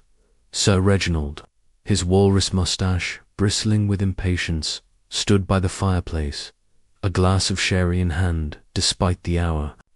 "Back again, Miss Marple," he said, his tone a mix of grudging respect and irritation. "I hope you've something more than boathouse fancies to show for it. My gold's still missing, and Craddock's no closer to catching that scoundrel. Greaves?" Miss Marple's mild blue eyes twinkled behind her spectacles, her expression as serene as a village pond. "Progress, Sir Reginald, is often invisible until the final piece falls into place," she said. "The boathouse has told us the gold was hidden, if only briefly, which suggests a plan more intricate than a footman's flight. I should like to speak with Mr. Finch again about the vault key in his keeping, and perhaps explore the routines of the household that night." Sir Reginald snorted, setting his glass down with a clink. "Finch, the man's loyal as a dog. Been with me 10 years, never a whiff of trouble. But have it your way, question him, question the lot of them. Just find my gold." He rang for Mr. Reynolds, the butler, who appeared with his usual silent grace, his face a mask of professional detachment. "Fetch Finch," Sir Reginald ordered, then turned to Miss Marple. "And what's this about routines? You think my household's hiding something?" Miss Marple folded her hands, her voice gentle but probing. "A household, Sir Reginald, is like a clock. Its workings seem simple, but a single misaligned gear can disrupt everything. The night of the theft, someone moved £60 of gold without a sound, past locked doors and watchful eyes. That requires not just opportunity, but knowledge." Before Sir Reginald could reply, Mr. Harold Finch entered, his thin frame stiff in a neatly pressed suit, his sallow face betraying a faint unease. His hands, Miss Marple noted, hovered near his cufflinks, adjusting them with a nervous twitch. "You wished to see me, Miss Marple," he said, his voice clipped, as if each word were measured. "Indeed, Mr. Finch," she replied, her tone disarming. "The vault key in your care, it's a great responsibility, I imagine. Could you describe how you keep it secure?" Finch cleared his throat, his eyes darting to Sir Reginald, who was now pacing by the window. "The key is stored in a locked box in my room," he said. "The box is steel, with a combination lock known only to me. I check it daily, and it's never left my sight, except when I'm asleep, and even then, my door is locked." Miss Marple nodded, her gaze steady. "A most thorough system. And the night of the theft, did you check the key before retiring?" Finch's fingers twitched, and Miss Marple caught the slightest tremor in them. Yes, I checked it around 9, as usual. It was in the box, and the box was locked. I saw nothing amiss." "And your room," she continued, "was undisturbed the next morning?" "Quite undisturbed," Finch said, though his voice tightened. "I woke at 6, as always, and the box was secure. I only learned of the theft when Sir Reginald summoned me." Miss Marple's lips pursed slightly, a sign of deep thought. How remarkable that a thief could bypass such precautions. "Tell me, Mr. Finch, Did you see Thomas Greaves that night, or hear anything unusual? Finch shook his head, his cufflinks glinting as he adjusted them again. I saw no one. I was in my room, working on the estate accounts, until 10. The house was quiet. Sir Reginald, pausing his pacing, fixed Finch with a stern look. You're sure of that, Finch? No footsteps, no creaks. Reynolds heard something by the library, you know. Finch's face paled, but he held his ground. I heard nothing, sir. My room is in the west wing, far from the library. If there was a noise, it didn't reach me. Miss Marple smiled, her eyes never leaving Finch. Thank you, Mr. Finch. You've been most clear. One last thing, do you ever visit much, Benham? I understand there's a bookmaker there, quite popular with some. Finch's hands froze, and for a moment his composure cracked, his eyes widening. Much, Benham, he said, his voice a fraction too high. I go there on estate business, occasionally. I know nothing of bookmakers. Of course, Miss Marple said, her tone soothing but her mind cataloguing his reaction. I must have been mistaken. You may go, Mr. Finch. As Finch withdrew, his steps quick and stiff, Sir Reginald rounded on Miss Marple. Bookmakers. What's that about? You're not suggesting Finch is mixed up in this, are you? The man's a pillar. Miss Marple adjusted her handbag, her expression unruffled. I suggest nothing, Sir Reginald, but I observe. Mr. Finch is meticulous, yet his hands tremble, and his denial of much Benham was emphatic. People, you know, are like books sometimes. The margins reveal more than the text. Before Sir Reginald could retort, Lady Thorne entered, summoned by Reynolds at Miss Marple's request. She was dressed in a pale green gown, her auburn hair pinned tightly, but her face was drawn, and her hands clutched a silk handkerchief as if it were a lifeline. Miss Marple, she said, her voice low and strained, Sir Reginald says you have more questions. I hope I can be of use. Miss Marple's smile was warm, almost maternal. I'm sure you can, my dear. I was wondering about the household's routines the night of the theft. You were in your room, I believe, reading? Lady Thorne nodded, her fingers twisting the handkerchief. Yes, I retired early, around 9. I wasn't feeling well. Headache. I heard nothing, saw nothing. Miss Marple tilted her head, her gaze gentle but penetrating. A quiet night, then. And yet Mr. Reynolds heard a creak by the library, and Mr. Tuttle saw a light by the boathouse. It's curious, isn't it, how much happens in a silent house? Lady Thorne's cheeks flushed, and she looked away, her handkerchief now a crumpled knot. I wouldn't know. I was asleep by 10. Of course, Miss Marple said, her tone unchanged. You and Sir Reginald are fortunate to have such a loyal staff. Mr. Finch, for instance, his devotion to the estate is remarkable. Does he ever confide in you about his work or other matters? Lady Thorne's eyes flicked to Sir Reginald, who was now staring out the window, oblivious to the exchange. Mr. Finch keeps to himself, she said quickly. We rarely speak, except about household matters. He's very proper. Miss Marple nodded, noting the haste in her reply. Proper, indeed. Thank you, Lady Thorne. I shan't keep you. As Lady Thorne rose, her movements jerky, Miss Marple caught a faint gleam on Finch's sleeve as he passed the doorway, lingering just out of sight. She leaned forward, her voice dropping to a murmur. Oh, Lady Thorne, one moment. I couldn't help but notice Mr. Finch's cover, curious stain, like ink. Does he often work with ledgers late at night? Lady Thorne froze, her hand on the doorframe. Ink, she said, her voice barely audible. I hadn't noticed. He does keep accounts, I suppose. Excuse me. She hurried out, her skirts rustling like leaves in a storm. Sir Reginald, turning from the window, frowned. What's all this about ink? You're chasing shadows, Miss Marple.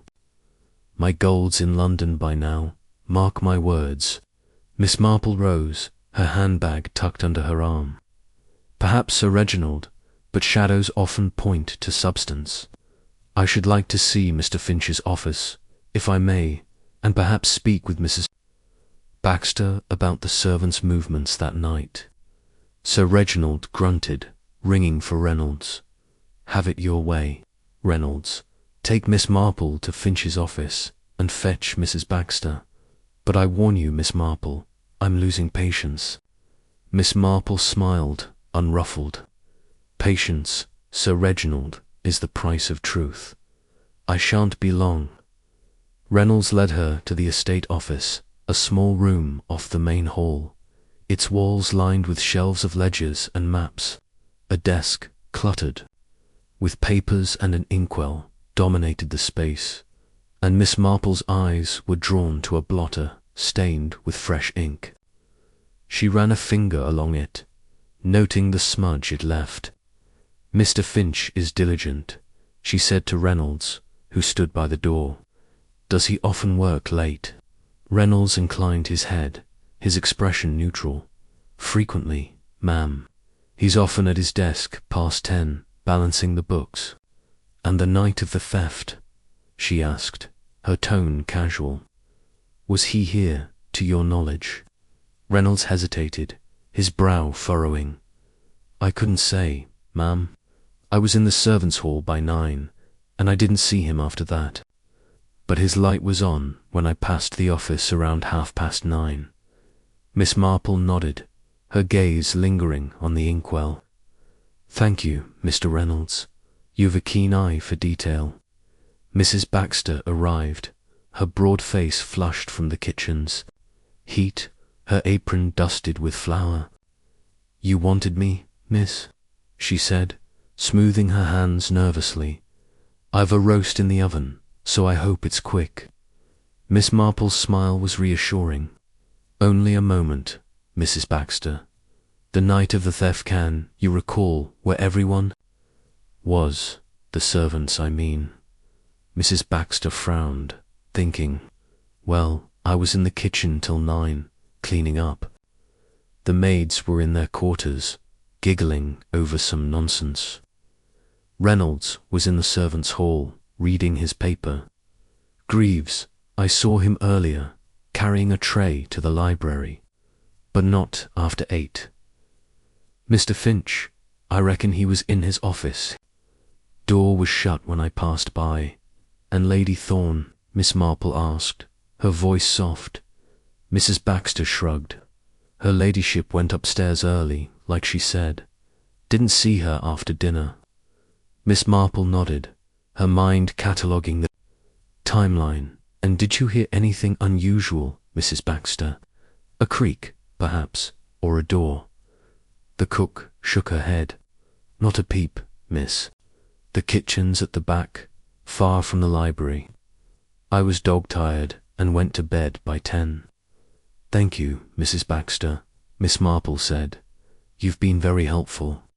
As Mrs. Baxter bustled off, Miss Marple lingered in the office, her eyes on the ink-stained blotter. The stain, she thought, was too fresh for a man who claimed to have worked only until 10. And Finch's reaction to much Benham, coupled with his trembling hands, suggested a man under pressure, perhaps financial, perhaps otherwise.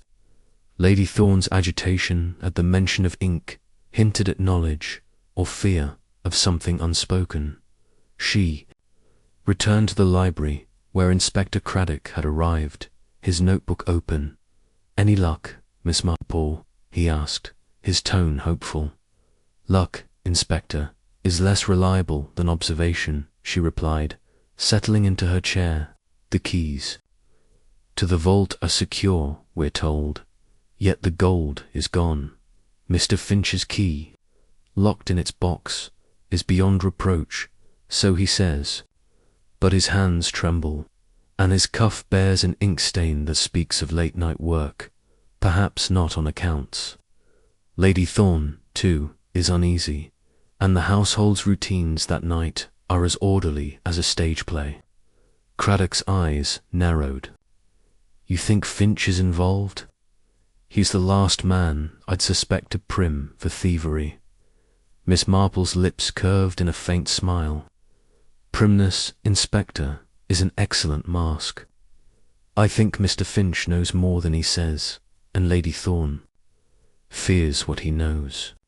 The ink-stain, the boathouse, the letter to Mr. J. Black, these are threads in a pattern, and the pattern is one of deception. Sir Reginald, who had been listening, slammed his fist on the mantel. Deception in my own house. I'll have Finch's head if he's betrayed me. Miss Marple raised a hand, her voice calm but firm. Not yet, Sir Reginald. Accusations without proof are like seeds without soil, they bear no fruit. Inspector, might you inquire into Mr. Finch's visits to Much Benham, discreetly, of course, and I should like to know more about the servants' letters, Greaves, in particular. Craddock nodded, jotting a note. I'll send a man to Much Benham. As for the letters, we're still tracing that J. Black business. No luck so far. Miss Marple rose, her handbag tucked under her arm. Thank you, Inspector. Sir Reginald. I shall return tomorrow, if I may, after some further thought. The keys, you see, are not just to the vault, they are to the truth. As she left the library, Miss Marple caught a glimpse of Lady Thorne in the hall, speaking in hushed tones to Finch. Their heads were close, and Finch's hand rested briefly on her arm before they parted. Lady Thorne's face, pale, and Finch's set in a grim line. Miss Marple's eyes narrowed, but she said nothing. Her steps light as she descended the gravel drive. The village was bathed in midday sun as she walked back to her cottage, the lake a distant shimmer through the trees. The keys, she thought, were the heart of the mystery, not just the physical ones, but the secrets they unlocked. Finch's possible debts, Lady Thorne's fear, Greaves' role as pawn or player. The ink-stain, fresh and telling, suggested Finch had been active that night, perhaps writing the letter to Mr. J. Black to create a false trail.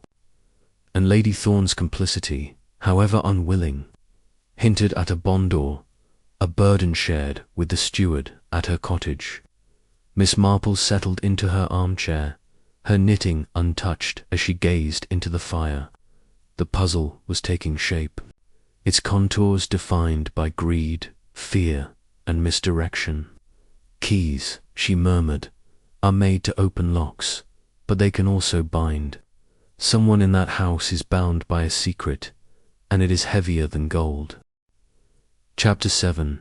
The London Connection. The morning train from St. Mary Mead to London rattled through the countryside, its rhythm a counterpoint to Miss Jane Marple's quiet reflections.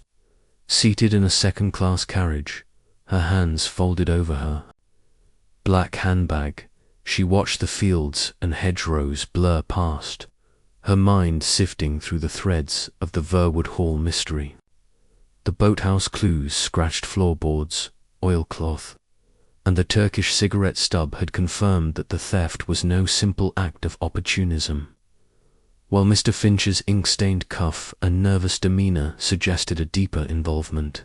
The letter to the elusive Mr. J. Black, sent by Thomas Greaves to a non-existent London address, was a deliberate misdirection, but by whom, and to what end?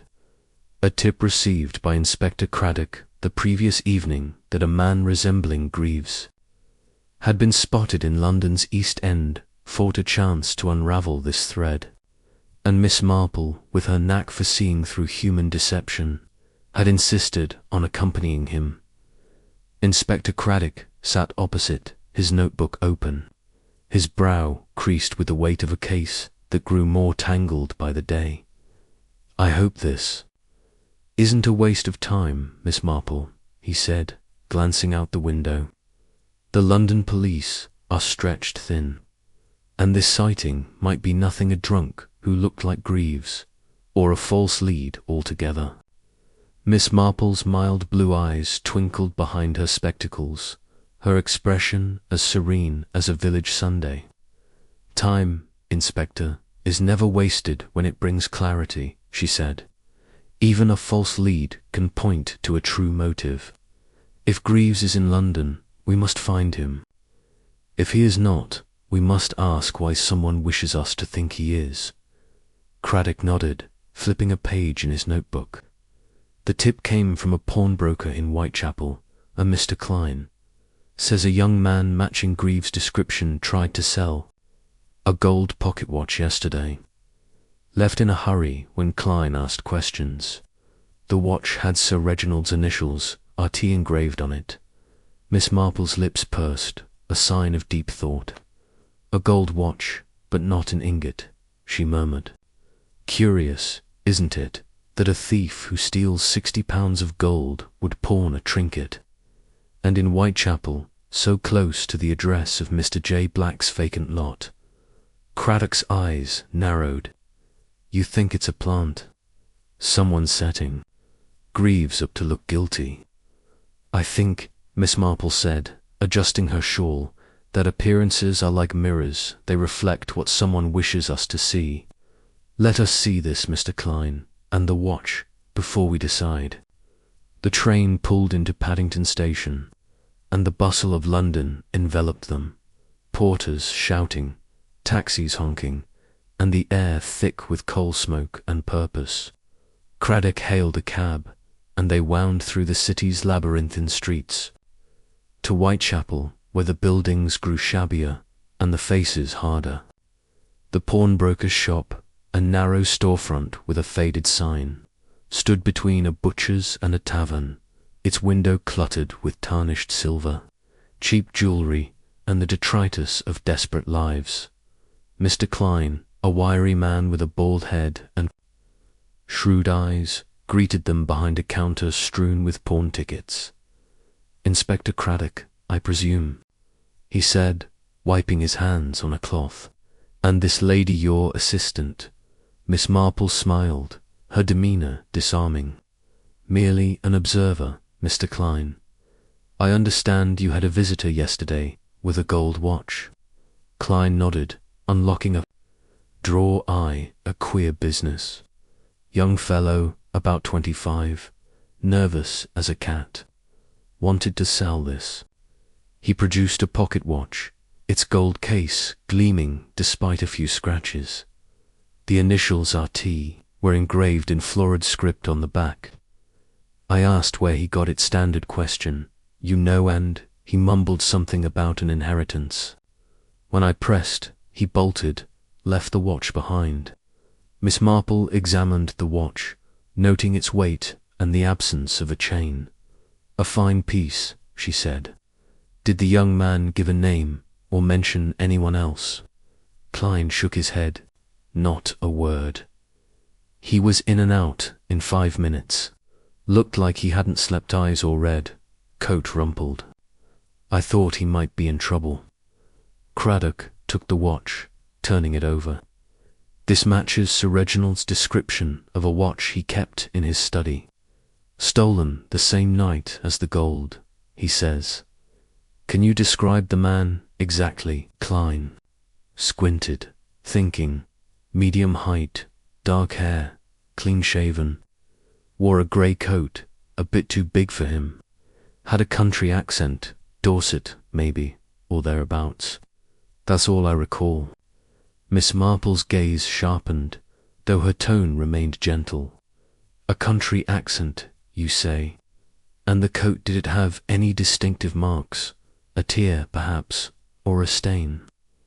Klein frowned, then nodded. "Now you mention it, there was a stain. On the sleeve grease, looked like oil.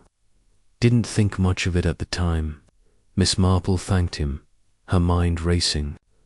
A grey coat, left behind in Greaves' room at Verwood Hall, had been mentioned by Reynolds, and the oil stain suggested a connection to the boathouse's oilcloth, but a country accent. Greaves, by all accounts, was a Londoner, his speech unmarked by rural burrs. The watch, too, was a puzzle, too small a prize for a thief with 6 ingots, unless it was meant to draw attention. They left the shop, Craddock tucking the watch into an evidence envelope. "What do you make of it, Miss Marple?" he asked as they stepped into the street, where a newsboy's cry cut through the din. Greaves, or someone pretending to be him? Miss Marple paused, her eyes scanning the crowded pavement. Someone. Inspector is weaving a story, and this watch is a chapter in it. The man who pawned it may resemble Greaves, but the accent and the coat suggest a disguise, a different player altogether. We must learn more about Greaves' connections in London and why this watch surfaced now. Craddock hailed another cab, directing it to the Whitechapel police station, where a constable had been tracing the address of Mr. J. Black. The station was a grim building, its air heavy with tobacco and the tang of ink. The constable, a young man with a harried look, greeted them with a report. "No luck on J. Black, sir," he said. "The address 47 Tanner's Lane is a vacant lot, like you thought. Been empty for years, no record of a tenant. We've asked around, but no one's heard of him." Miss Marple's lips pursed again. "And the post office?" she asked. "Was the letter collected or returned?" The constable checked his notes. "Returned as undeliverable, ma'am. It's back at St. Mary Mead's post office, unopened." Miss Marple nodded, her thoughts circling the letter's purpose. A false address, a false name, yet the letter had been sent, its existence a fact that pointed to calculation. "Thank you," she said. "Inspector, might we visit Tanner's Lane? A vacant lot, too, can tell a story." Craddock, though sceptical, agreed, and the cab took them to a desolate corner of Whitechapel, where Tanner's Lane ended in a rubble-strewn lot fenced by rotting boards. Weeds choked the ground, and a faded sign advertised a building never built. Miss Marple stepped carefully, her eyes scanning the debris. Near the fence, half hidden by nettles, she spotted a glint of metal, a broken pen nib, its tip stained with ink. "Curious," she said, retrieving it with her handkerchief. "Ink, again, and recent, by the look of it." Craddock frowned. Taking the nib, a pen in a lot, could be anyone's, vagrants, children. "Perhaps," Miss Marple said, her tone mild but her mind sharp. "But ink has been a recurring note in this symphony. Mr. Finch's stained cuff, the letter to J. Black, and now this. Coincidences, Inspector, are like rare flowers. They demand attention." They returned to the station, where Craddock wired St. Mary Mead to secure the returned letter. Miss Marple, sensing the day's work in London was done, suggested they catch the afternoon train back. As the cab wound through the city, she gazed out at the throng of faces, clerks, hawkers, women in bright hats, and thought of Greaves, a young man caught in a web not entirely of his own spinning. The watch, the letter, the pen nib, these were props in a drama, and the director, she suspected, was closer to Verwood Hall than Whitechapel, back in St. Mary Mead. The evening air was cool, the village settling into its quiet rhythms.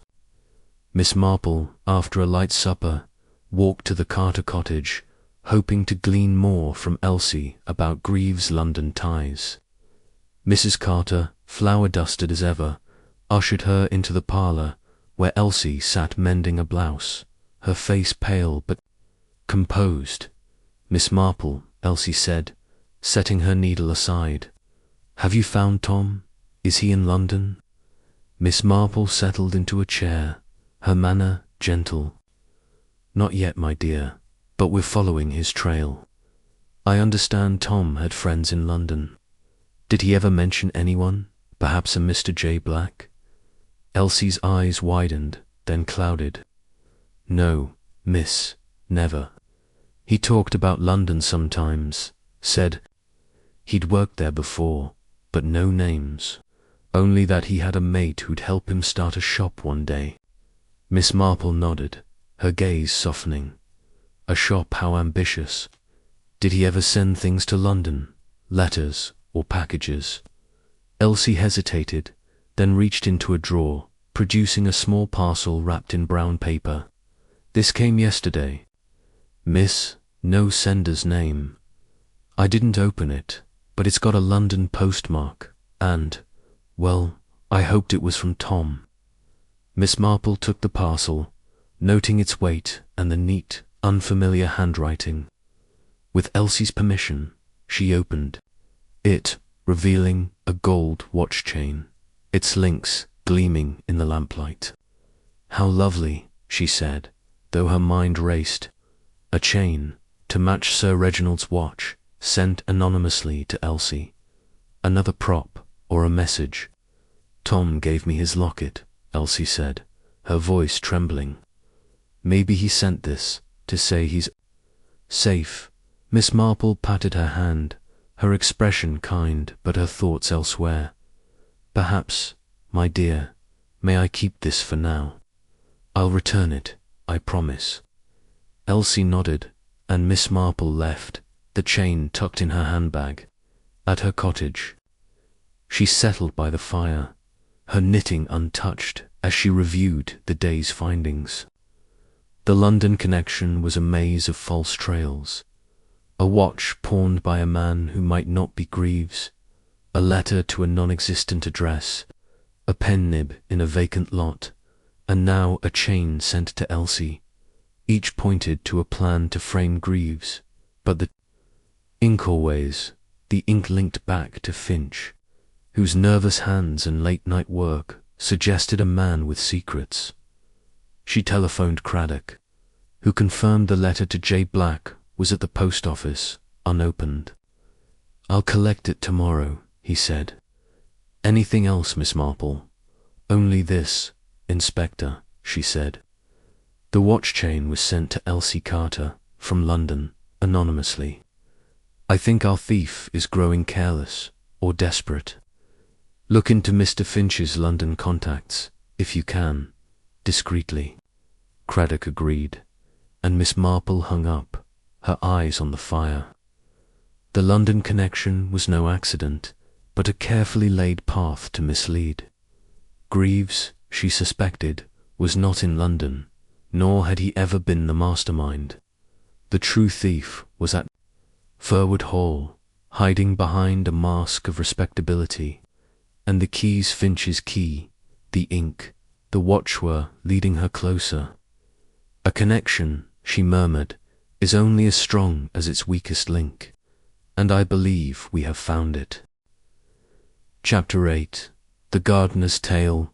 The early summer sun bathed St. Mary Mead in a gentle glow, softening the edges of its thatched roofs and coaxing fragrance from the roses that climbed the cottage walls. Miss Jane Marple, her shawl draped lightly, over her shoulders, walked with purpose toward Verwood Hall, her mind a delicate web of clues spun from the past day's discoveries. The London trip had deepened the mystery. The gold watch pawned in Whitechapel, the anonymous chain sent to Elsie Carter, the pen nib in the vacant lottel pointed to a carefully orchestrated deception, with Thomas Greaves as the scapegoat.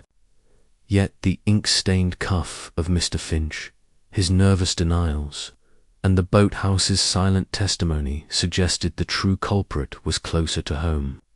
Today, Miss Marple sought the gardener old Mr. Tuttle, whose tale of a boathouse light had first drawn her to that crumbling structure. His memory, she suspected, held more than he had yet revealed. The grounds of Verwood Hall were a study in ordered beauty, with velvet lawns and clipped yews leading to the lake's shimmering expanse. Miss Marple found Mr. Tuttle near the rose beds, a wiry figure in a faded waistcoat, his gnarled hands wielding pruning shears with the precision of a surgeon. His weathered face broke into a grin as she approached, and he touched his cap, leaning on his shears. "Morning, Miss Marple," he said, his voice rough as gravel. "Still sniffing out that gold, eh? Reckon you're closer than them coppers." Miss Marple's lips curved in a faint smile, her mild blue eyes sharp behind her spectacles. "I hope so, Mr. Tuttle," she said, adjusting her handbag. "Your story of the boathouse light has been most illuminating. I wonder if you might recall anything more about that night. Any detail, however small, could be the key." Tuttle squinted toward the lake, where the boathouse stood half hidden by willows, its boards grey with age. "I told you what I saw, Missa, steady glow like a lantern, round 11. I was coming back from the Blue Boar, not 3 sheets to the wind, mind, despite what Mrs. Baxter says. But since you ask," he paused, rubbing his chin, his eyes distant. "There was something else. A figure moving by the boathouse, carrying a sack. Heavy, it looked, by the way he stooped." Miss Marple's interest quickened, though her expression remained serene. "A figure," she repeated, her voice soft but probing. "Could you see who it was? Thomas Greaves, perhaps?" Tuttle shook his head, his cap tilting slightly. "Weren't Greaves, Miss Tuttle, for one thing, and the way he moved stiff-like, with a bit of a limp.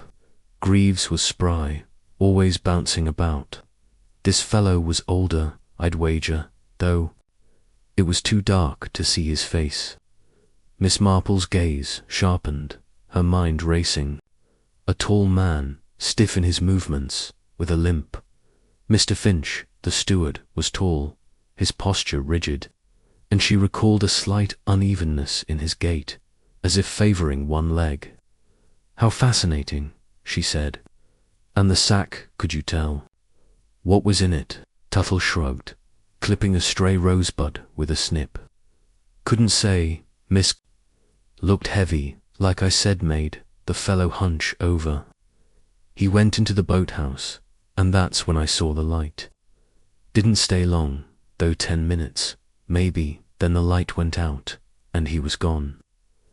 Miss Marple nodded, filing the detail away like a card in an index.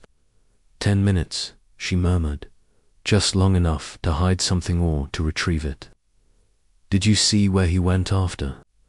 Tuttle pointed toward the hall, its chimneys visible above the trees. "Back that way, I reckon. The path leads to the stables or the south lawn.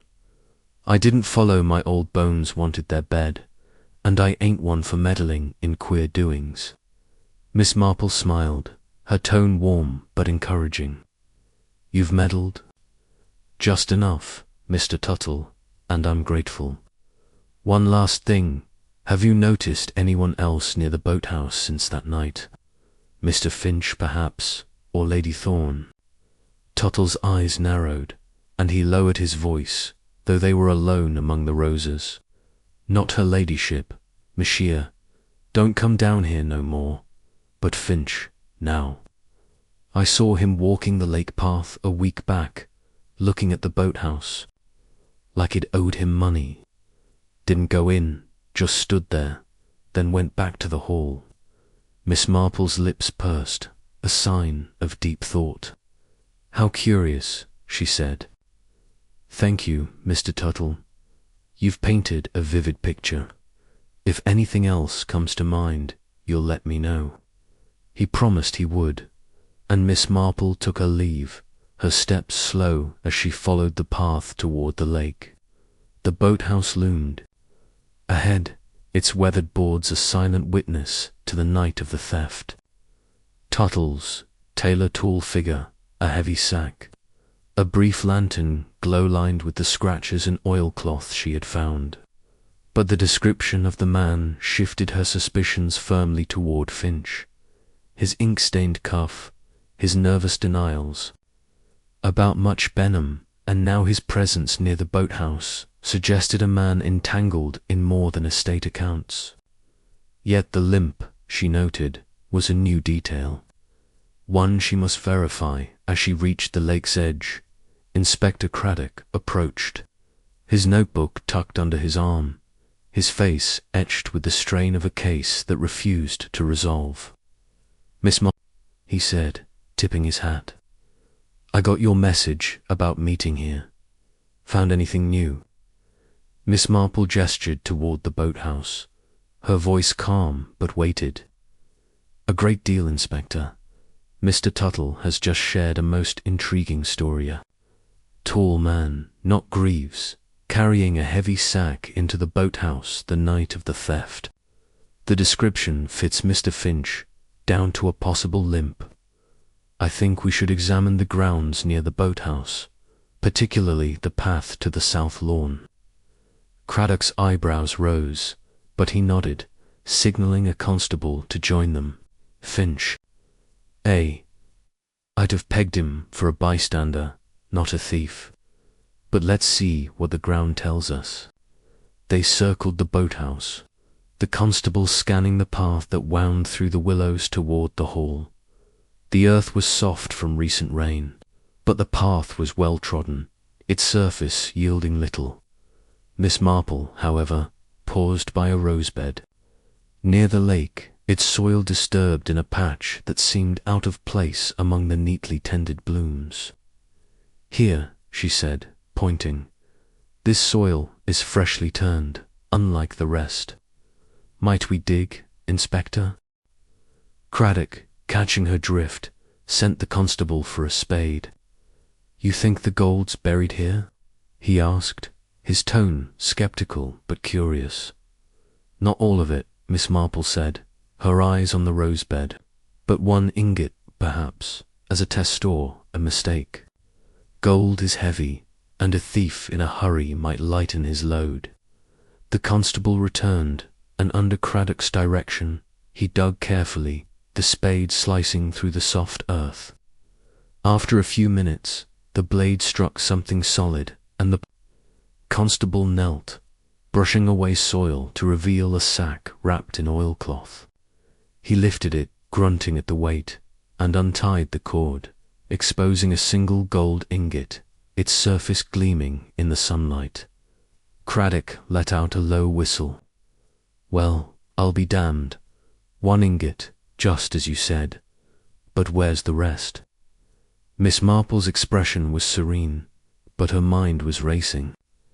"Hidden elsewhere, I suspect, but this confirms the boathouse was a staging ground.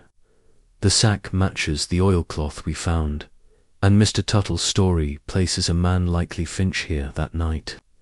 We must question him, Inspector, but discreetly. A cornered man is unpredictable." Craddock nodded, ordering the constable to secure the ingot as evidence. "I'll bring Finch in for questioning, but we'll need more than a gardener's tale and a buried ingot to pin it on him." "What's your theory, Miss Marple?" "No theory yet, Inspector," she said, adjusting her shawl. "Only a pattern, the watch in London, the chain sent to Elsie, the letter to a false address, all point to a plan to frame Greaves.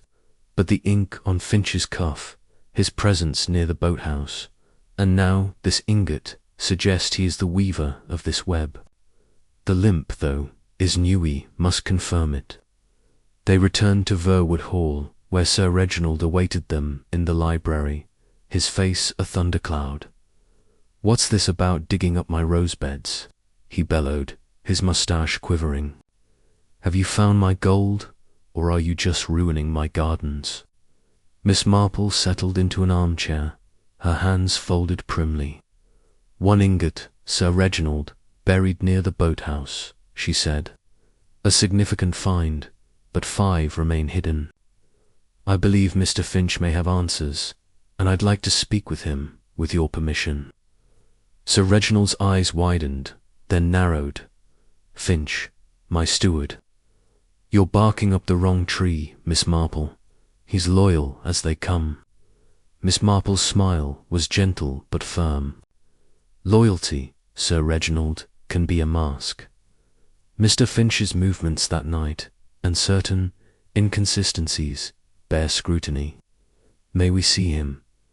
Sir Reginald rang for Reynolds, his reluctance palpable. "Fetch Finch," he growled, then turned to Miss Marple. "I hope you know what you're doing. Finch has been with me a decade, no hint of dishonesty." Miss Marple nodded, her gaze steady. "A decade, Sir Reginald, is long enough to know a house's secrets and its weaknesses."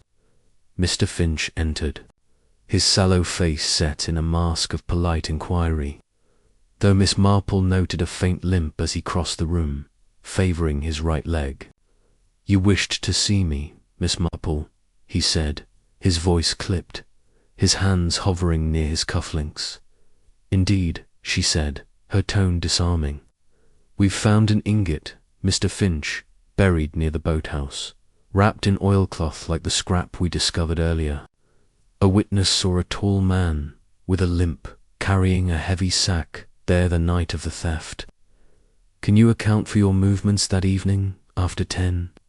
Finch's fingers froze, and a bead of sweat glistened on his forehead. I was in my office, as I told you," he said, his voice tightening, "working on accounts until 10, then to bed.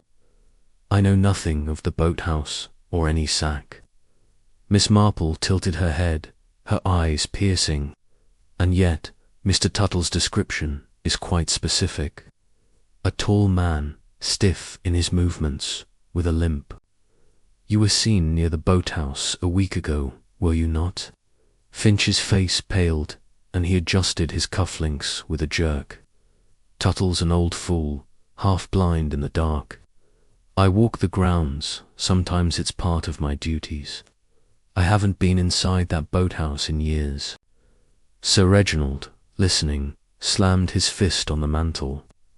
"What's this nonsense, Finch? A limp? You've no limp I've ever seen." Finch flinched, his composure cracking. I twisted my ankle last month, sir, nothing serious. It acts up now and then. But I swear, I had no part in this theft." Miss Marple's lips pursed, her mind cataloguing his reaction. The limp, newly evident, aligned with Tuttle's tale, and the ink stain, the letter. The much Benham rumours all pointed to Finch as the architect of the theft. Yet his denial, vehement as it was, held a note of fear, not just guilt. "Thank you, Mr. Finch," she said. "We shan't trouble you further for now." As Finch withdrew, his steps uneven, Craddock turned to Miss Marple, his expression grim. "He's hiding something, no doubt. But we need more hard evidence, not just Tuttle's word and a buried ingot." Miss Marple nodded, rising. "And we shall find it, Inspector. I suggest a search of Finch's office, with Sir Reginald's consent, and a closer look at the grounds. The other ingots are near, I'm certain, hidden where Finch could watch them." Sir Reginald, still reeling, gave his grudging approval. "Search the place, if you must, but I'll not have my steward slandered without proof." Miss Marple smiled, her handbag tucked under her arm. "Proof, Sir Reginald, is like a seed that grows when tended. I shall return this afternoon, after a word with Mrs. Baxter about Finch's habits." She left the library, her steps light despite the weight of her thoughts. The gardener's tale had shifted the puzzle's frame, placing Finch at its centre, but the picture was incomplete. The watch, the chain, the letter to J. Black. These were distractions, meant to keep Greaves in the frame. But where was Greaves? The absence of his body, or any trace beyond the cigarette stub, nagged at her. A thief, she thought, did not vanish so neatly unless someone insured it.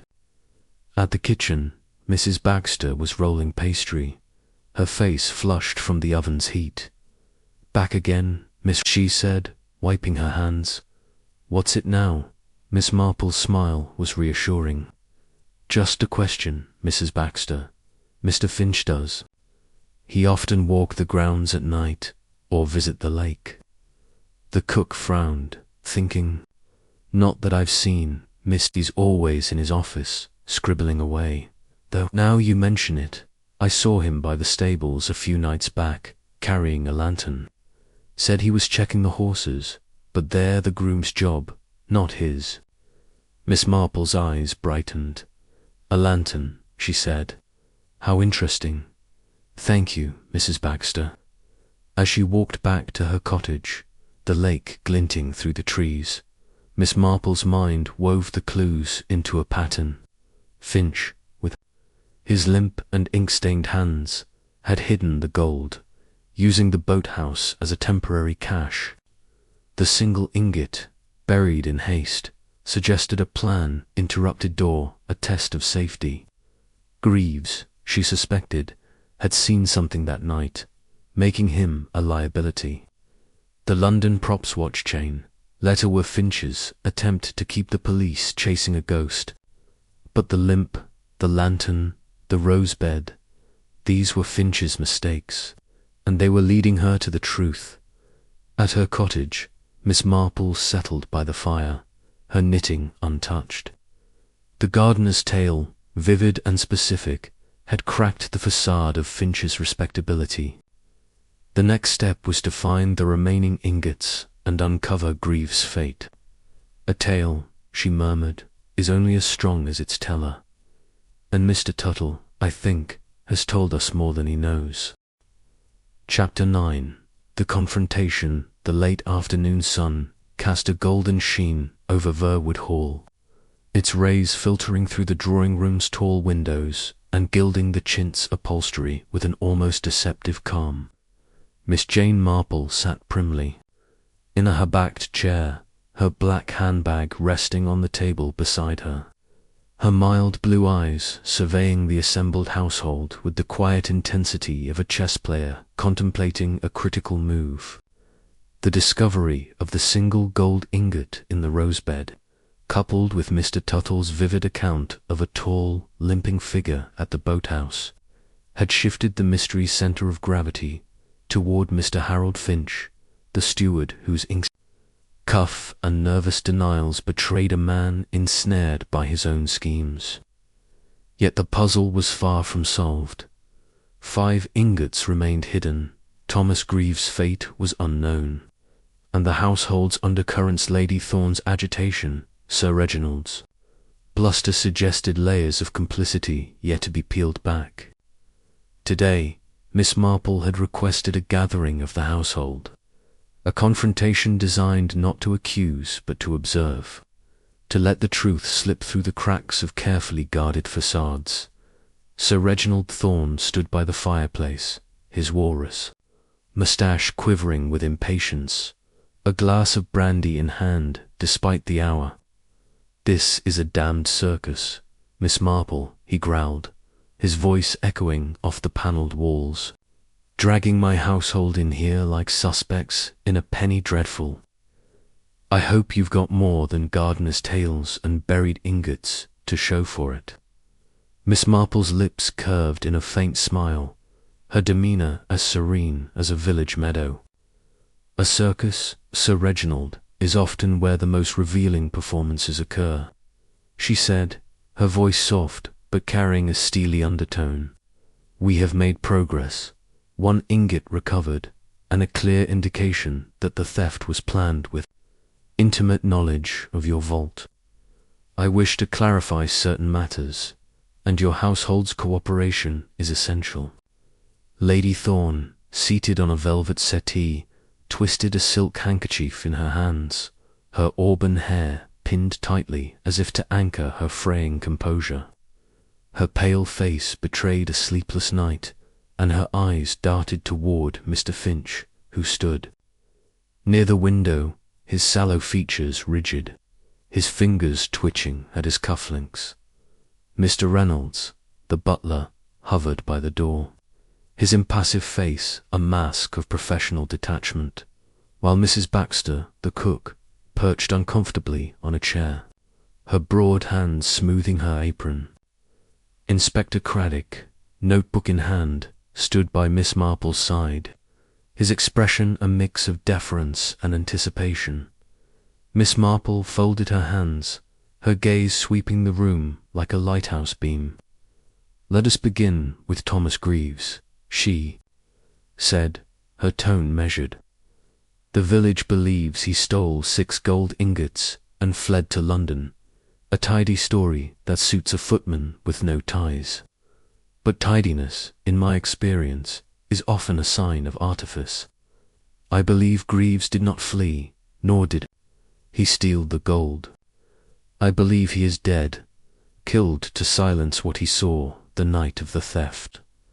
A gasp broke the silence Lady Thorne's, her handkerchief pressed to her lips, her eyes wide with shock. Finch's fingers froze on his cufflinks, and a faint sheen of sweat glistened on his forehead. Sir Reginald's glass paused halfway to his mouth, his face reddening. "Dead," he bellowed. "That's preposterous. The boy's in Paris by now, living off my gold." Miss Marple's eyes never wavered, her voice calm but relentless.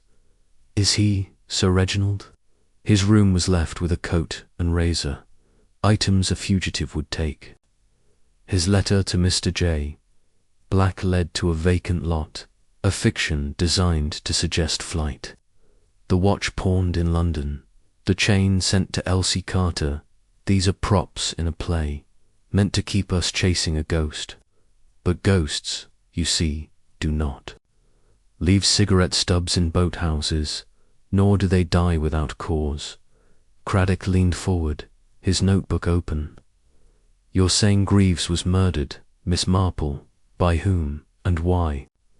Miss Marple's gaze settled on the boathouse, visible through the window, its weathered silhouette a mute witness. "The boathouse holds the answer," she said. "Mr. Tuttle saw a tall man, limping, carrying a heavy sack, there the night of the theft. The floorboards bore scratches, as if 60 pounds of gold had been dragged across them, and we found oilcloth, matching the sack that held the ingot in the rosebed. Someone used the boathouse to hide the gold, but Greaves, I suspect, stumbled upon the act, making him a danger to the true thief." Lady Thorne's handkerchief was now a crumpled knot, and she shifted in her seat, her breath uneven. Finch's face was ashen, his eyes fixed on the carpet, while Mrs. Baxter's hands stilled, her mouth half open. Reynolds, ever the sentinel, betrayed no reaction. But Miss Marple noted a slight tightening of his jaw. She continued, her voice a gentle scalpel. "The vault required to key Sir Reginald's and Mr. Finch's, both, we're told, were secure, yet the gold vanished without a trace of force. This suggests not a stranger, but someone with access, someone who knew the vault's secrets and the household's rhythms. Mr. Finch, your key is kept in a locked box, is it not?" Finch's head snapped up, his voice tight. "It is, Miss Marple, and I've told you it was never out of my sight. The box is steel, the combination known only to me. I checked it that night, and it was secure." Miss Marple tilted her head, her eyes piercing. "And yet, Mr. Finch, your cuff bore an ink stain, fresh the day after the theft, suggesting late-night work, perhaps not on accounts, but on a letter to Mr. J. Black, written to mislead. Your limp, noticed by Mr. Tuttle, places you at the boathouse, and your visit there a week ago as he also saw, suggests you were checking your handiwork. Finch's hands clenched, his voice rising. This is slander. Tuttle's half blind, and that ink stain means nothing estate work. Nothing more. I've served Sir Reginald faithfully for 10 years. You've no proof. Sir Reginald, his face a storm cloud, rounded on Finch. What's this about a limp? You told me it was a twisted ankle, nothing more. An ink. What's all this nonsense? Finch. Miss Marple raised a hand, her tone calm but commanding. Proof, Sir Reginald, is like a mosaic each piece, small, but together a picture emerges. The boathouse scratches, the oilcloth, the cigarette stubble point to a staged theft, with Greaves as the scapegoat. The watch in London, pawned by a man with a country accent, not Greaves' London speech, was another distraction. But the ink, Mr. Finch, is your signature. The letter to J. Black, returned unopened, was in your hand. I saw the postmistress's copy, and the script matches your ledgers. Finch's composure shattered, his voice a hoarse croak. You're mad. I wrote no such letter. I was. In my office, I swear it. Lady Thorne's gasp was louder this time, and she rose, her handkerchief falling to the floor. Stop it, she cried, her voice breaking. This is too much. You're twisting everything, Miss Marple. Miss Marple's gaze softened, but her focus remained on Finch. Am I, Lady Thorne, or am I untwisting and not? Mr. Finch, your visits to Much Benham's bookmaker suggest debts, a motive for theft. The ingot in the rosebed was your mistake, hidden in haste, perhaps when Greaves interrupted you. And Greaves, poor boy, paid with his life for what he saw. Finch staggered back, his face grey, his hands trembling. No, I didn't kill him. I took the gold. Yes, I admit it, I needed the money. My debts were crushing me, but I didn't kill Greaves. He was alive when I left the boathouse. A stunned silence fell, broken only by Sir Reginald's roar. You stole my gold, you Finch. I'll have you in chains, you traitor. Craddock stepped forward, his voice steady. Mr. Finch, you'd best come with me. You're under arrest for theft, and we'll sort out the rest at the station. Finch's shoulders slumped, his fight gone. I hid the gold, he said, his voice hollow. In the boathouse, then moved it later. Haystacks, trees, the old well. I was going to sell it, bit by bit. But Greaves, I swear, he was alive. He caught me moving the sack, said he'd tell Sir Reginald unless I paid him. I gave him the watch to keep quiet, told him to leave the hall. That's all, Miss Marple. Eyes narrowed, her mind racing. The watch, she said. You gave it to Greaves, yet it appeared in London, pawned by another. And the chain, sent to Elsie your work, too. Finch shook his head, his voice desperate. Not the chain. I don't know about that. I gave Greaves the watch, told him to go to London, to lay low. I wrote the letter to J. Black to make it look like he'd fled. But I didn't kill him. Craddock signalled a constable, who had entered quietly, to take Finch, as the steward was led away, his limp pronounced. Lady Thorne sank back onto the settee, her face ashen.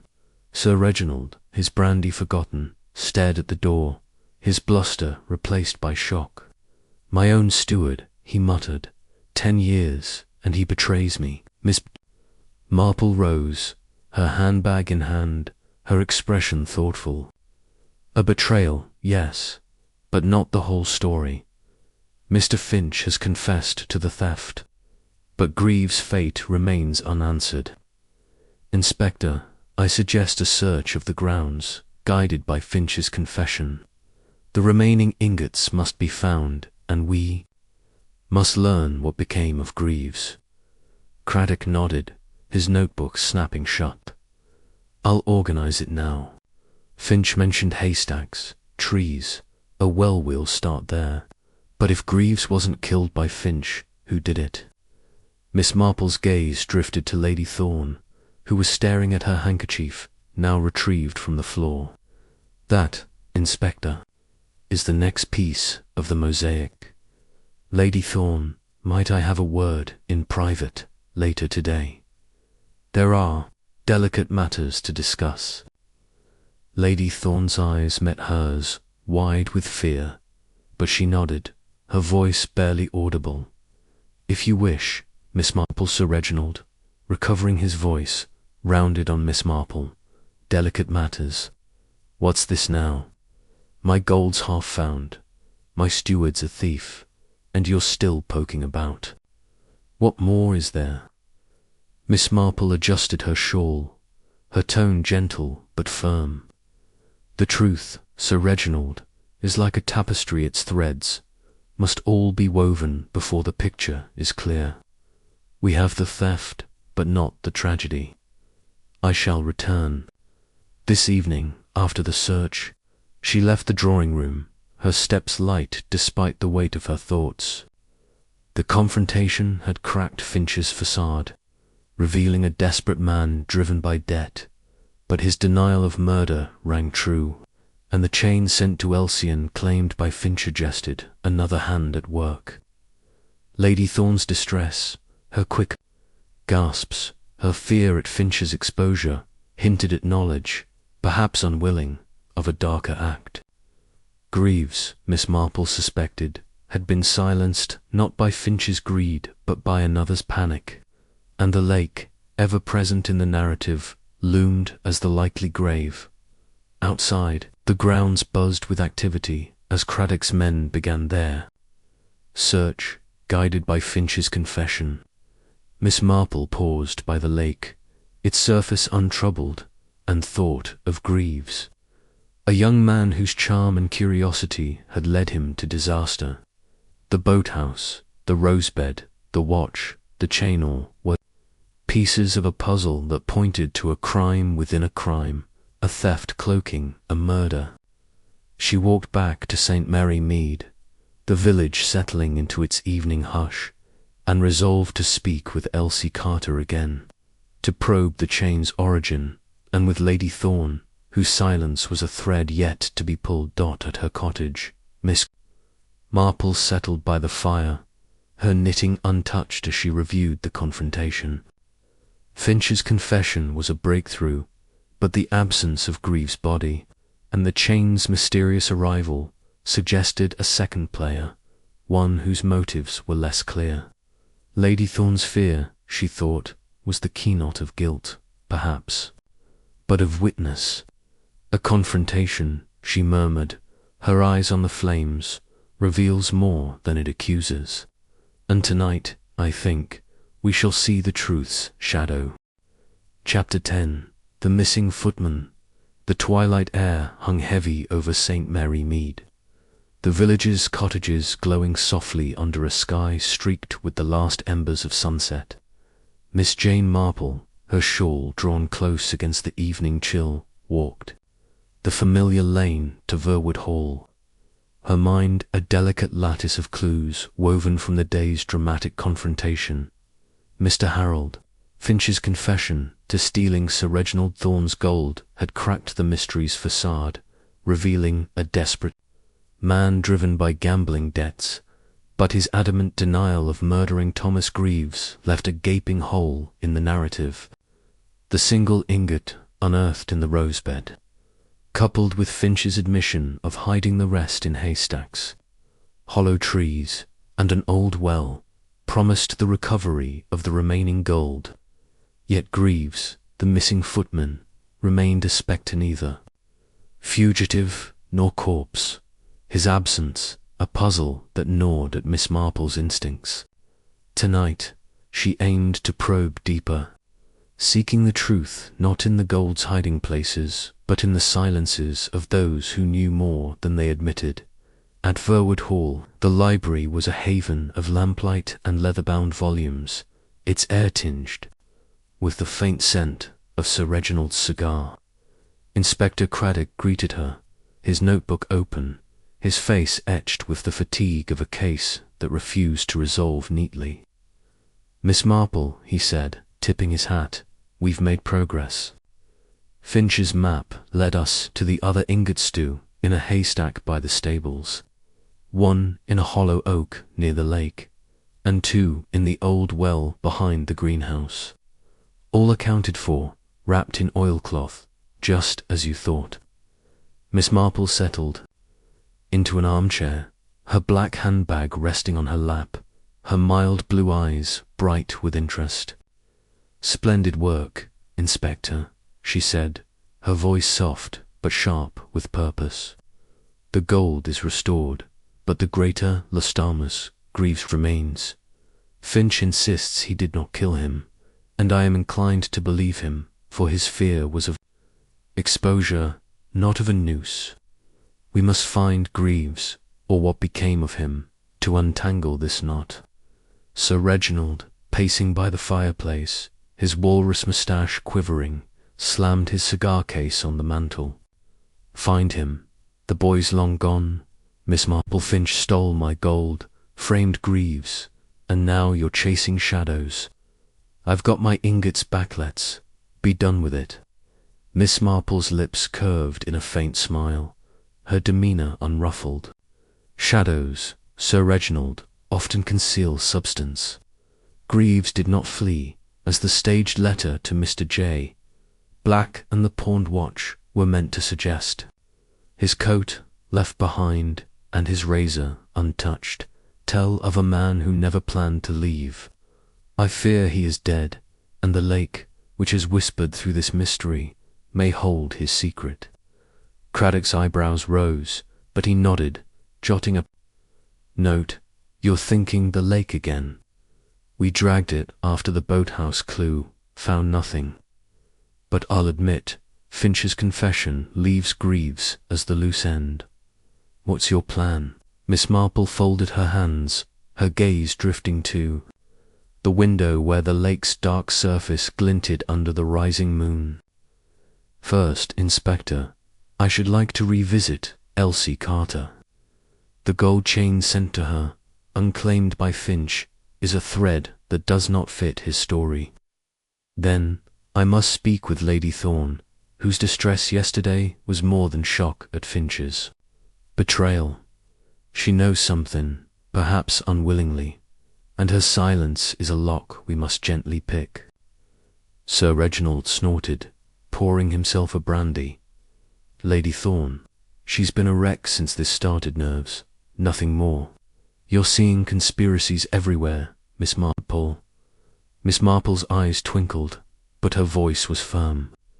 "Conspiracies, Sir Reginald, are often just truths dressed in fear.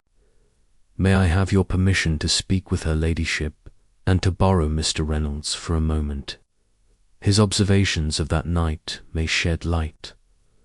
Grumbling, Sir Reginald rang for the butler, who appeared with his usual silent grace, his face a mask of calm. "Miss Marple has questions. Reynolds," Sir Reginald said. "Answer her, then fetch her ladyship." Miss Marple turned to Reynolds, her tone gentle but probing. "Mr. Reynolds, you saw Greaves by the library window the night of the theft, looking toward the garden. You also heard a creak near the library door around midnight. Have you recalled anything else? Perhaps a glimpse of Greaves later that evening, or another sound?" Reynolds inclined his head, his brow furrowing slightly. "I've thought on it, ma'am, and there's one thing. After the creak, as I was locking up the servants' hall, I saw a shadow by the stable path, moving toward the lake.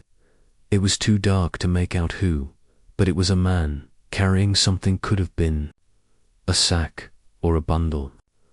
I thought it was Tuttle, checking the grounds, and paid it no mind." Miss Marple's gaze sharpened, though her expression remained serene. A shadow by the lake, she murmured. How intriguing. And Greaves, did you see him after the library encounter? Reynolds shook his head. No, ma'am. He went to his quarters, as far as I know. His door was shut when I passed by at 10.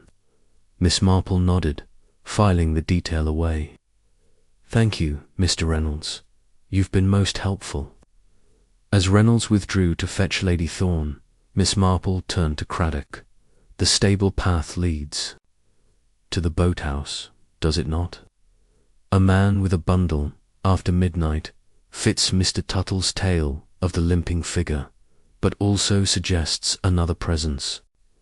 We must consider that Finch was not alone in his movements that night. Craddock jotted another note, his expression thoughtful. You're thinking someone else was involved, not just Finch framing Greaves, but another hand in whatever happened to him. Before Miss Marple could reply, Lady Thorne entered, her pale green gown accentuating her pallor, her hands clutching a fresh handkerchief. Miss Marple, she said, her voice low and unsteady, you wished to see me. Miss Marple's smile was warm, almost maternal. Only briefly, my dear, and in private, if Sir Reginald permits. There are matters best discussed quietly. Sir Reginald, his brandy glass halfway to his lips, waved a dismissive hand. Take her to the morning room, Miss Marple. But I warn you, my wife's no part of this nonsense.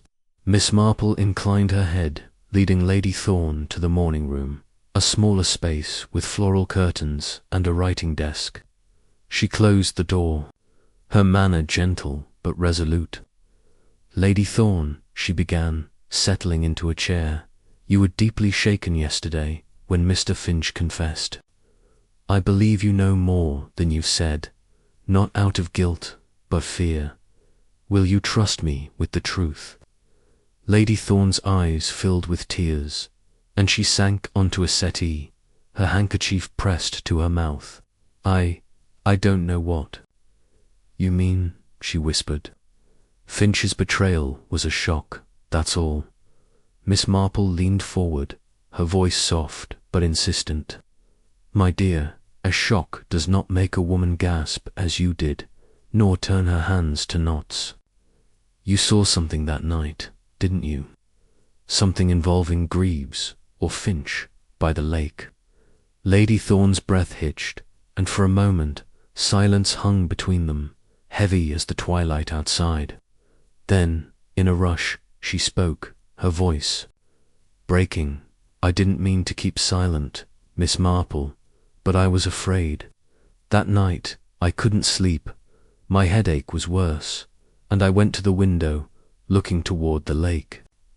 I saw Finch by the boathouse with a sack, and Greaves was there, arguing with him, his voice raised. I couldn't hear the words, but then Finch struck him with a stone, I think. Greaves fell, and Finch dragged him into the boathouse. I was terrified. I thought he'd seen me, but he didn't. I went back to bed, praying it was a dream, but it wasn't. Miss Marple's eyes narrowed, but her tone remained gentle. And you said nothing, even when Greaves vanished, Lady? Thorne sobbed, her handkerchief sodden. I was ashamed. I thought if I spoke, it would ruin you, Sir Reginald, the Hall, everything.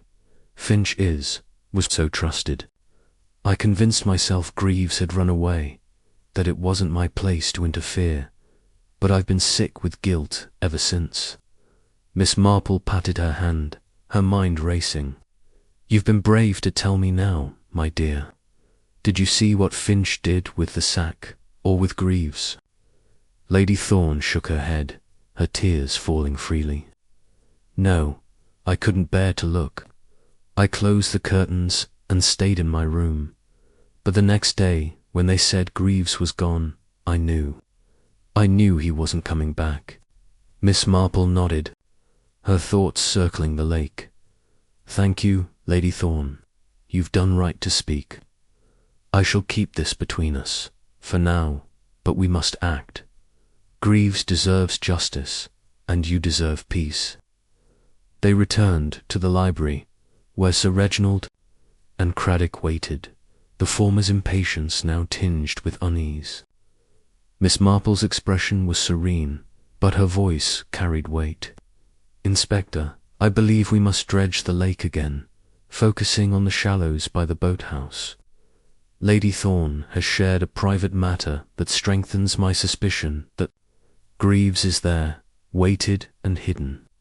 Sir Reginald's glass clattered to the table. What private matter? What's my wife got to do with this? Miss Marple raised a hand, her tone calm but firm. A matter of observation, Sir Reginald, nothing more. Lady Thorne's health has suffered under this strain, and her insights have clarified our path. The lake, I'm certain, holds the answer. Craddock, sensing the delicacy, nodded. I'll arrange it first thing tomorrow. Divers, not just dragging this time. If Greaves is there, we'll find him. Miss Marple rose, her handbag tucked under her arm. Thank you, Inspector. I shall visit Elsie Carter now, to clarify one detail, and return tomorrow for the search. Sir Reginald, your patience has been admirable. Sir Reginald grunted, his bluster subdued. Patience be damned. If there's a body in my lake, I want it found, and this business finished. Miss Marple left the hall, the evening air cool against her face as she walked to the Carter cottage. The village was hushed, its windows glowing like fireflies, but her mind was alive with the day's revelations. Lady Thorne's confession, though incomplete, confirmed Finch's violence, but the gold chain, unclaimed by Finch, suggested another hand, perhaps someone protecting Elsie or deflecting suspicion. Greaves, she thought, had been a pawn, caught between Finch's greed and another's fear at the Carter cottage. Mrs. Carter ushered her into the parlour, where Elsie sat by the fire, a shawl around her shoulders. Miss Marple, Elsie said, her voice tremulous, is there news of Tom? Miss Marple settled into a chair, her manner gentle. Not yet, my dear, but we're closer. The gold chain you received, can you recall anything more about its arrival? The wrapping, the postmark? Elsie fetched the brown paper from a drawer, handing it to Miss Marple. It came like this, miss, no note, just my name. The postmark's London, but smudged, like it was done in a hurry. Miss Marple examined the paper, noting the hasty script and the faint trace of ink blue, not black, unlike Finch's ledgers. Curious, she said. And you've had no other gifts, no messages? Elsie shook her head, her eyes filling. Nothing, miss. I thought it was Tom, saying he was safe, but now, I'm afraid he's gone for good. Miss Marple patted her hand, her thoughts elsewhere. Don't lose hope, Elsie. We'll know soon. May I keep this paper? It may help. Elsie nodded, and Miss Marple left, the paper tucked in her handbag. At her cottage, she settled by the fire, her knitting, untouched as she reviewed the day. Lady Thorne's tale of Finch striking Greaves aligned with the boathouse clues, but the chain's blue ink suggested another player, perhaps someone within the hall who knew of Elsie's connection to Greaves. The lake, she felt, would yield. The final piece, Greaves' body, weighted and hidden, a testament to a crime beyond theft. As the clock struck 9, Miss Marple's eyes lingered on the flames, her mind weaving the threads into a pattern. The missing footman was no fugitive, but a victim, and the truth, like the lake's depths, was cold and unyielding. A footman, she murmured, is often overlooked, but his absence speaks louder than gold. Tomorrow, she knew, the lake would tell its story, and the mystery would draw closer to its end. Chapter 11. The Lake's Secret. The morning dawned grey over St. Mary Mead, a veil of clouds dimming the usual sparkle of the village's lanes and lending a sombre weight to the task ahead.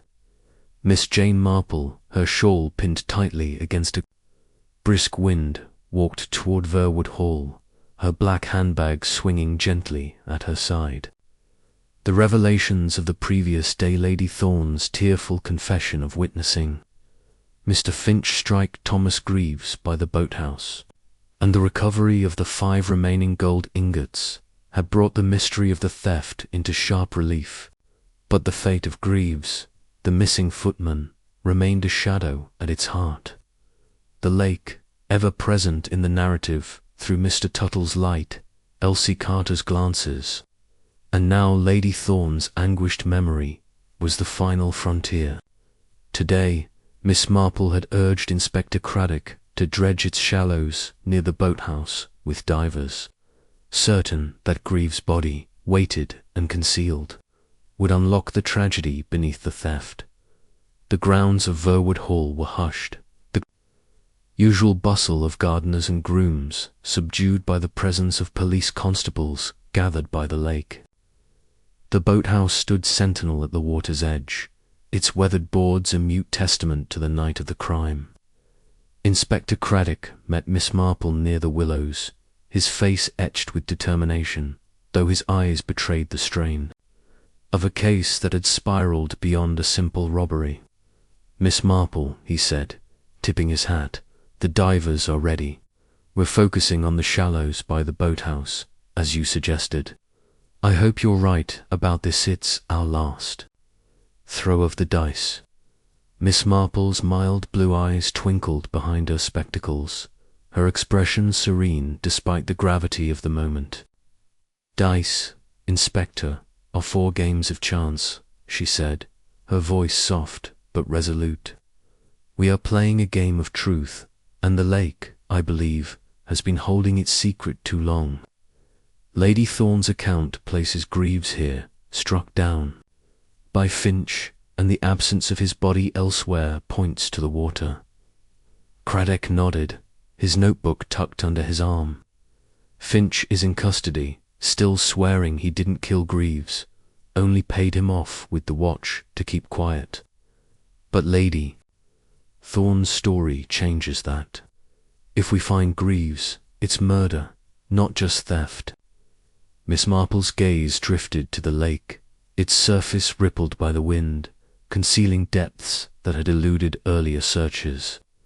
"Murder, yes, but the motive and the hand may not be Finch's alone. The gold chain sent to Elsie Carter, with its blue ink wrapping, does not fit Finch's pattern. We must keep our minds open, Inspector, even as the lake speaks." Sir Reginald Thorne emerged from the hall, his walrus moustache quivering, his face a thundercloud of indignation. "This is madness, Miss Marple," he bellowed, striding toward them. "My gold's back, Finch is locked up, and now you're tearing up my lake for a footman who's probably in Timbuktu. I've had enough of this." Miss Marple's lips curved in a faint smile, her demeanour unruffled. "A footman, Sir Reginald, is as worthy of justice as a financier," she said, her tone gentle but firm. "Greaves did not flee, as the staged clues watch, letter, chain were meant to suggest. He is here, I'm certain, and his story will close this chapter of your loss." Sir Reginald grunted, his bluster fading under her steady gaze. "Have it your way, but I want this over. My wife's a wreck, the village is gossiping, and I'm sick of policemen trampling my grounds." Miss Marple inclined her head, her attention shifting to the divers, 2 burly men in wetsuits preparing their gear by the boathouse jetty. Craddock gave the order, and they slipped into the water, their bubbles breaking the surface like whispered secrets. The constables formed a loose cordon, keeping curious gardeners at bay, while Miss Marple and Craddock stood by the jetty, Watching the diver's slow, methodical search, the minutes stretched. The only sounds, the lap of water and the distant call of a rook. Miss Marple's thoughts circled the clues that had led here. The boathouse scratches, the oilcloth, the cigarette stub, Tuttle's light, Lady Thorne's vision of violence. Finch's confession to the theft was damning, but his denial of murder, coupled with the blue-inked chain, suggested a second player, someone who knew of Elsie's tie to Greaves, someone within the Hall's orbit. Lady Thorne's fear, she thought, was not just of scandal, but of a truth she had glimpsed, perhaps incompletely. After nearly an hour, one diver surfaced, his face grim, and signalled to Craddock. "Something down there, sir," he called, his voice carrying across the water. "Near the jetty, weighted with stones. Looks like a body." Craddock's jaw tightened, and he ordered a boat to assist. Miss Marple's expression remained serene, but her heart quickened, sensing the puzzle's final piece falling into place. The second diver joined the first, and together they hauled a sodden bundle to the surface, wrapped in a tarpaulin and bound with rope. The constables rowed out, securing the bundle and bringing it to shore, where it was laid on the grass. The tarpaulin peeled back to reveal a man's body, pale and waterlogged, his dark hair matted, his skull bearing a jagged wound. Craddock knelt, examining the corpse. "It's Greaves," he said, his voice low. "No doubt about it. Skull fractured, likely the cause of death. Weighted with stones, just as you thought, Miss Marple." Sir Reginald, who had approached, recoiled, his face ashen. "Good God," he muttered, "in my lake. This is monstrous." Miss Marple stepped closer, her eyes tracing the body's details: the grey coat, stained with oil, the boots caked with mud. "Monstrous, yes," she said, "but not senseless." Greaves saw Finch moving the gold, as Finch admitted, and demanded payment for his silence. But this wound, Inspector, was struck in panic, not calculation. Finch's blow, as Lady Thorne saw, was likely fatal, but the waiting and hiding this was done to protect more than just a thief. Craddock stood, his notebook open. "You're saying Finch didn't act alone? Someone helped cover it up?" Miss Marple's gaze returned to the lake, its secrets now laid bare. "I'm saying, Inspector, that the theft was Finch's, but the murder was a moment of desperation, and the aftermath involved another. The gold chain, sent to Elsie with blue ink, was not Finch's doing. His ink was black, his script precise. Someone else, knowing of Elsie's love for Greaves, sent it to suggest he was alive, to quiet her questions." Sir Reginald's voice rose, trembling with anger. "Another, who Miss Marple? My household's been torn apart, already Finch, now this. Who else could be involved?" Miss Marple's tone was gentle but unyielding. "That, Sir Reginald, is what we must uncover. I believe Lady Thorne holds the final key, not as a culprit, but as a witness to more than she has admitted. I must speak with her, and with Elsie. Carter, to trace the chain's origin. Inspector, may we examine the body further and secure the tarpaulin? It may tell us more." Craddock nodded, directing a constable to cover the body and preserve the tarpaulin. "I'll have the coroner here within the hour," he said, "and I'll send a man to fetch Lady Thorne. But Miss Marple, if Finch didn't send the chain, who did, and why?" Miss Marple adjusted her shawl, her mind weaving the clues into a final pattern. "Why, Inspector, is the heart of it. Someone wished to protect the Hall, or themselves, from the truth of Greaves' death. The chain was a gesture of misdirection, but its blue ink betrays its source. We shall know soon. They returned to the hall, where Lady Thorne awaited in the morning room, her face pale as moonlight, her hands clutching a fresh handkerchief. Sir Reginald, too shaken to join them, remained in the library, nursing a brandy, while Craddock and Miss Marple faced Lady Thorne, the air thick with unspoken dread. Lady Thorne, Miss Marple began, her voice soft as a caress. We have found Thomas Greaves in the lake, as I feared. Your account of seeing Finch strike him was true, but I believe you saw more, perhaps not that night, but later. The gold chain sent to Elsie Carter, wrapped in blue ink, was not Finch's work. Will you tell me the rest? Lady Thorne's eyes filled with tears, and she sank onto a chair, her handkerchief pressed to her lips. I can't bear it, she whispered. I've carried this too long. That night, after I saw Finch and Greaves, I couldn't sleep. I went to the boathouse, hours later, near dawn, to see if it was real. Greaves was there, dead, his head bloodied. Finch was gone, but the sack of gold was still there, hidden under the jetty. I panicked. I wrapped Greaves in a tarpaulin, tied it with stones, and pushed him into the lake. I thought if he was gone, no one would know, and the hall would be safe. Miss Marple's gaze softened, but her voice was steady. And the chain, my dear, you sent it to Elsie. Lady Thorne nodded, her sobs breaking free.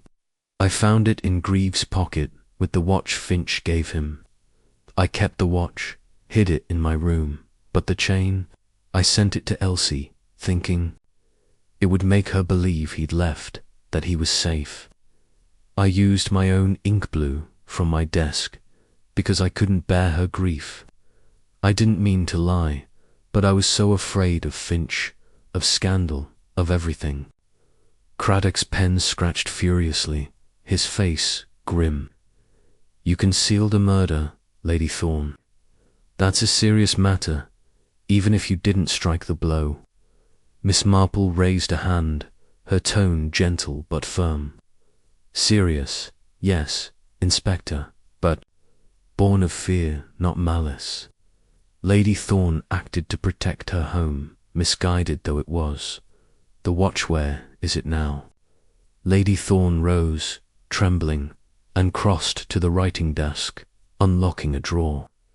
She produced the gold watch, its initials Artiglaming, and handed it to Craddock.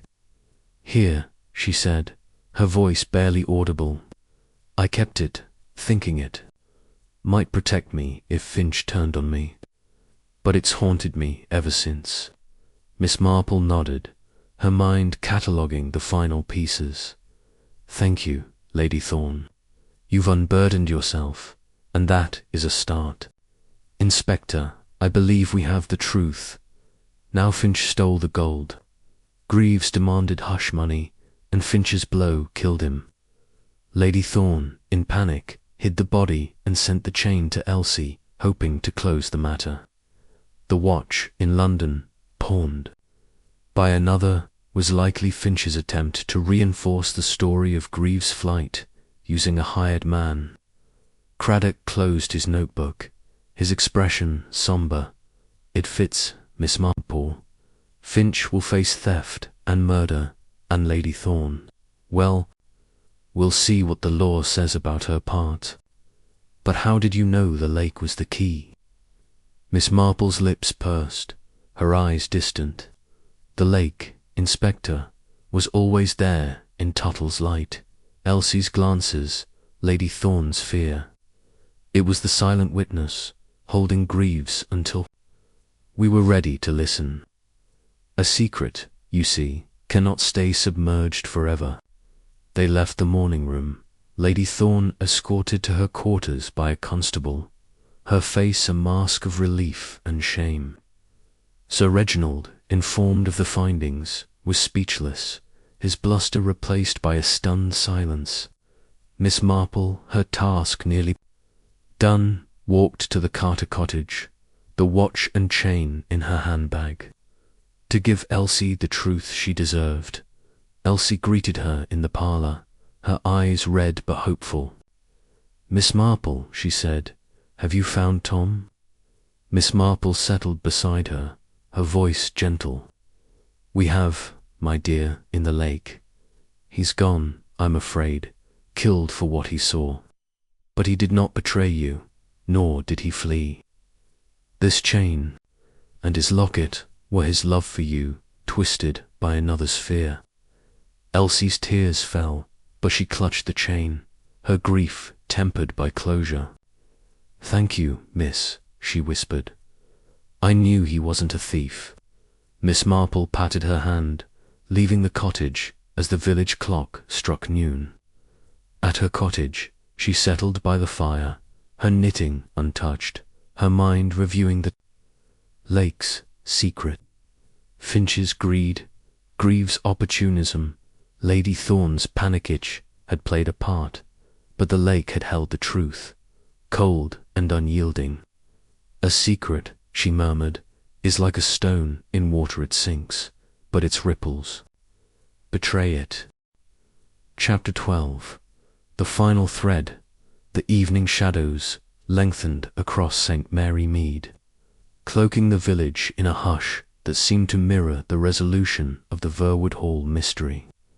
Miss Jane Marple sat in her cottage parlour, her knitting needles clicking softly, though her mind was far from the pale blue scarf taking shape in her lap. The discovery of Thomas Greaves' body in the lake, weighted with stones, had confirmed the tragedy beneath the theft of Sir Reginald Thorne's gold. Mr. Harold Finch's confession to the theft, coupled with Lady Thorne's anguished admission of hiding Greaves' body, had unravelled the crime's core. But the final thread, the delicate interplay of motives and silences that bound the household, required one last gathering to lay bare. Tonight, Miss Marple had requested a final meeting in Verwood Hall's drawing room, not to accuse but to illuminate, to ensure the truth was as clear to all as it was to her, the drawing room. Bathed in the warm glow of lamps was a tableau of strained faces and unspoken tensions. Sir Reginald stood by the fireplace, his walrus moustache drooping, his usual bluster subdued by the weight of betrayal and loss. Lady Thorne, pale and fragile in a high-necked gown, sat on a velvet settee, her hands clasped tightly, her eyes avoiding the others. Mr. Reynolds, the butler, stood by the door, his impassive demeanour a contrast to the turmoil within. Mrs. Baxter, the cook, perched on a chair, her apron smoothed nervously, while Inspector Craddock, notebook in hand, leaned against a bookcase, his expression a mix of relief and curiosity. Miss Marple, her black handbag at her side, settled into an armchair, her mild blue eyes sweeping the room with the calm authority of one who sees beyond surfaces. Sir Reginald broke the silence, his voice gruff but lacking its usual fire. "Well, Miss Marple, you've got us all here again," he said, gesturing with a brandy glass. "Finch is in jail, my gold's back, and poor Greaves is well accounted for. What more is there to say? Let's put this wretched business behind us." Miss Marple's lips curved in a faint smile, her knitting needles pausing. "Behind us, Sir Reginald, but not forgotten," she said, her voice soft but carrying a quiet resolve. "The gold is restored, and Finch's theft is confessed. But the truth is like a tapestry, its beauty lies in every thread, even the smallest. Tonight, I wish to weave those threads together, so we may understand, not just what happened, but why."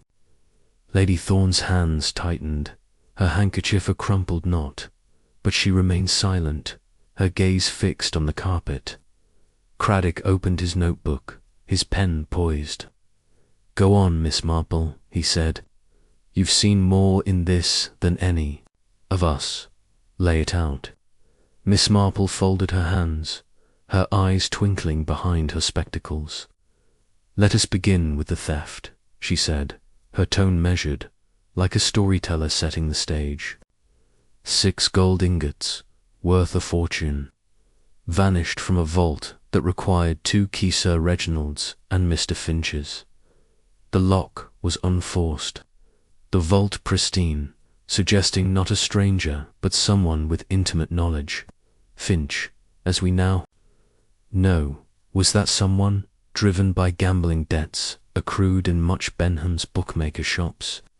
He used his key and Sir Reginald's, left carelessly in the study one evening, to open the vault. But gold is heavy £60, and Finch, a man of precision, needed a plan. She paused, her gaze drifting to the window where the lake's dark outline was just visible. The boathouse was his choicer forgotten place, far from the Hall's eyes. He moved the gold there, intending to hide it temporarily, then sell it gradually to cover his debts. The scratches on the floorboards, the oilcloth we found, confirmed this. But Finch was not alone that night. Thomas Greaves, a curious footman with a knack for being where he shouldn't, saw him moving a sack by the boathouse. Greaves, perhaps sensing opportunity, demanded payment for his silence. Finch gave him Sir Reginald's gold watch, urging him to leave the hall and keep quiet. Mrs. Baxter shifted, her hands stilling on her apron. Greaves, a blackmailer, she said, her voice low. He seemed such a charming lad. Miss Marple nodded, her expression gentle. Charm, Mrs. Baxter, can hide many motives. Greaves was no villain, but a young man caught in a moment of greed. He accepted the watch, but his presence was a threat Finch could not ignore. Here the story turns darker. Lady Thorne, unable to sleep, saw Finch and Greaves by the boathouse, arguing. In a moment of panic, Finch struck Greaves with a stone, a blow that proved fatal. Greaves fell, and Finch, realizing his crime, fled, leaving the body and the gold behind. Lady Thorne's breath hitched, and she pressed her handkerchief to her lips, her eyes brimming. Sir Reginald's glass clattered to the mantel, his face paling. Finch? A murderer? He said, his voice hoarse. In my own grounds. Miss Marple's gaze softened, but her voice was relentless. A murderer, yes, but not by intent. Finch's blow was born of fear, not malice, but the aftermath required calculation. Lady Thorne, tormented by what she saw, returned to the boathouse near dawn, hoping it was a dream. Finding Greaves dead, she acted in desperation to protect the Hall's honour. She wrapped his body in a tarpaulin, weighted it with stones, and pushed it into the lake's shallows, believing it would erase the crime. Lady Thorne's sobs broke free, and she buried her face in her hands. I was so afraid, she whispered, for Reginald, for the Hall. I thought if Greaves was gone, it would end.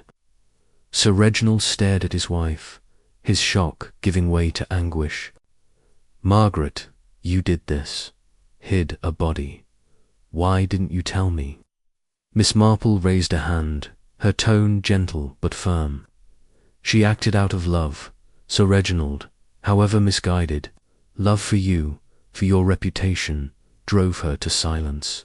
But silence, like a secret, festers. Lady Thorne found the watch and a gold chain in Greaves' pocket. She kept the watch, fearing Finch might use it against her, but the chain she sent to Elsie Carter, Greaves' sweetheart, wrapped in blue ink from her own desk, hoping to convince Elsie he had fled, sparing her grief and questions. Craddock's pen scratched, his eyes narrowing. The chain, he said. That was the piece that didn't fit. Finch's ink was black, his script precise, but Lady Thorne's blue ink gave her away. Miss Marple nodded, her knitting needles resuming their quiet rhythm. Exactly, Inspector. The chain was a gesture of kindness, twisted by fear. But Finch, too, played his part in the deception. To ensure Greaves appeared to have fled, he wrote a letter to Mr. J, black at a non-existent London address, using his own black ink, and arranged for the watch to be pawned in Whitechapel by a hired man with a country accent, clumsy attempt to mislead. The pen nib I found in the vacant lot, stained with black ink, was his error, linking him to the ruse. Reynolds, silent, until now, cleared his throat, his voice low. The watch in London, he said. I never thought Finch capable of such theatrics. Miss Marple's eyes twinkled, but her tone was grave. Theatrics, Mr. Reynolds, are the refuge of the desperate. Finch's debts made him bold, but Greaves' death made him reckless. He hid the gold in haystacks, trees, and the old well, planning to sell it gradually. But the single ingot in the rosebed was his mistake, buried in haste when Greaves interrupted him. Mr. Tuttle's tale of a limping figure by the boathouse, and his limp, noticed later, sealed his guilt. Sir Reginald sank into a chair, his brandy forgotten. My steward, a thief and killer. My wife, hiding a body.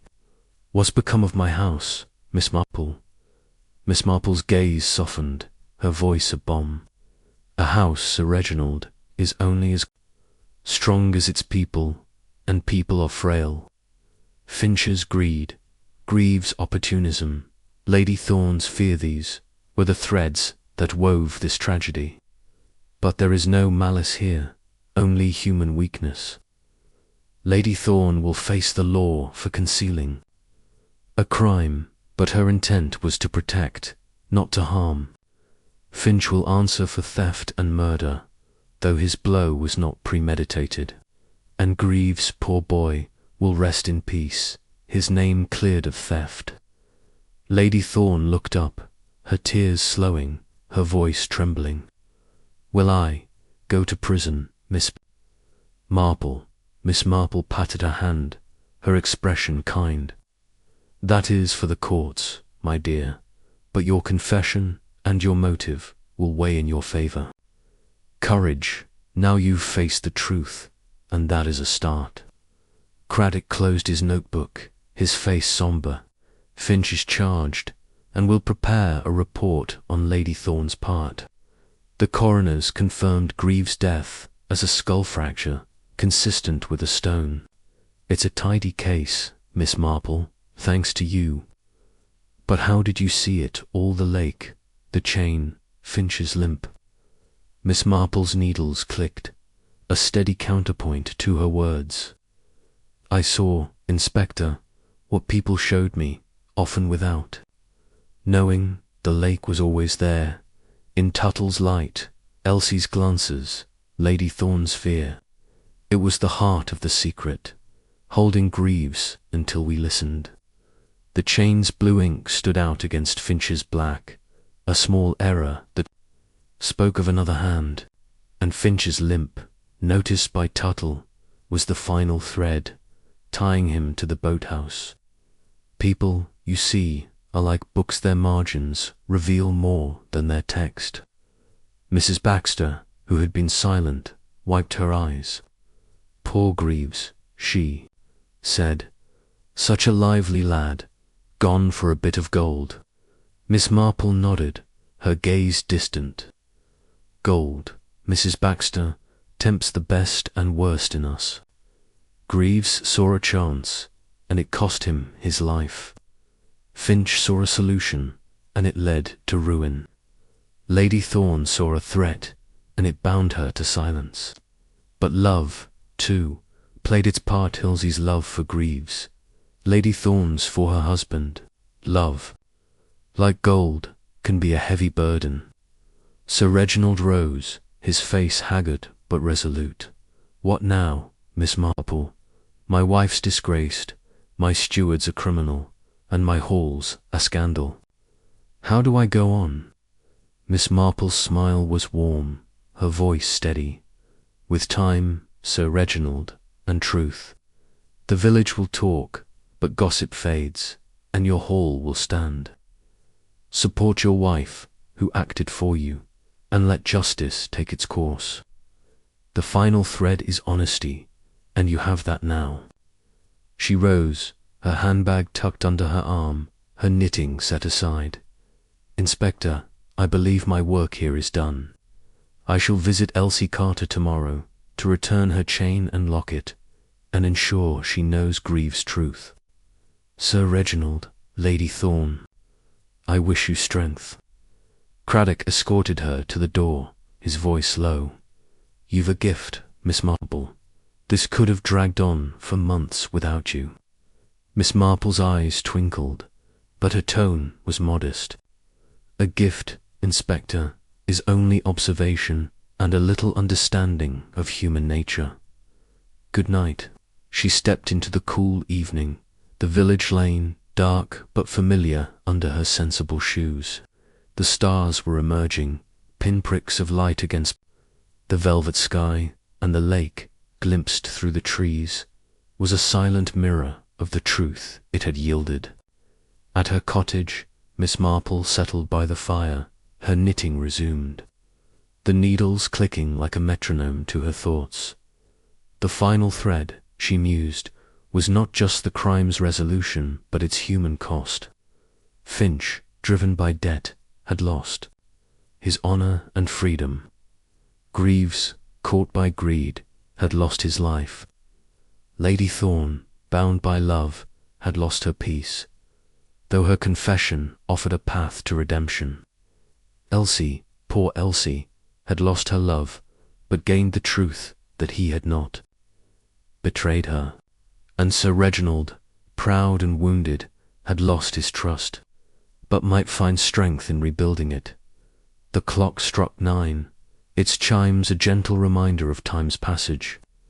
Miss Marple set her knitting aside, her eyes on the flames, where shapes danced like the clues of the past weeks.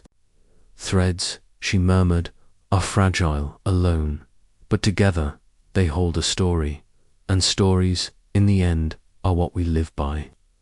The fire crackled, and St. Mary Mead slept, its secrets laid bare, its heart beating on. The Verwood Hall mystery was closed, but Miss Marple knew, with a quiet certainty, that the villagers' lanes would whisper new puzzles in time. For now, she savoured the stillness, the final thread woven, the tapestry complete.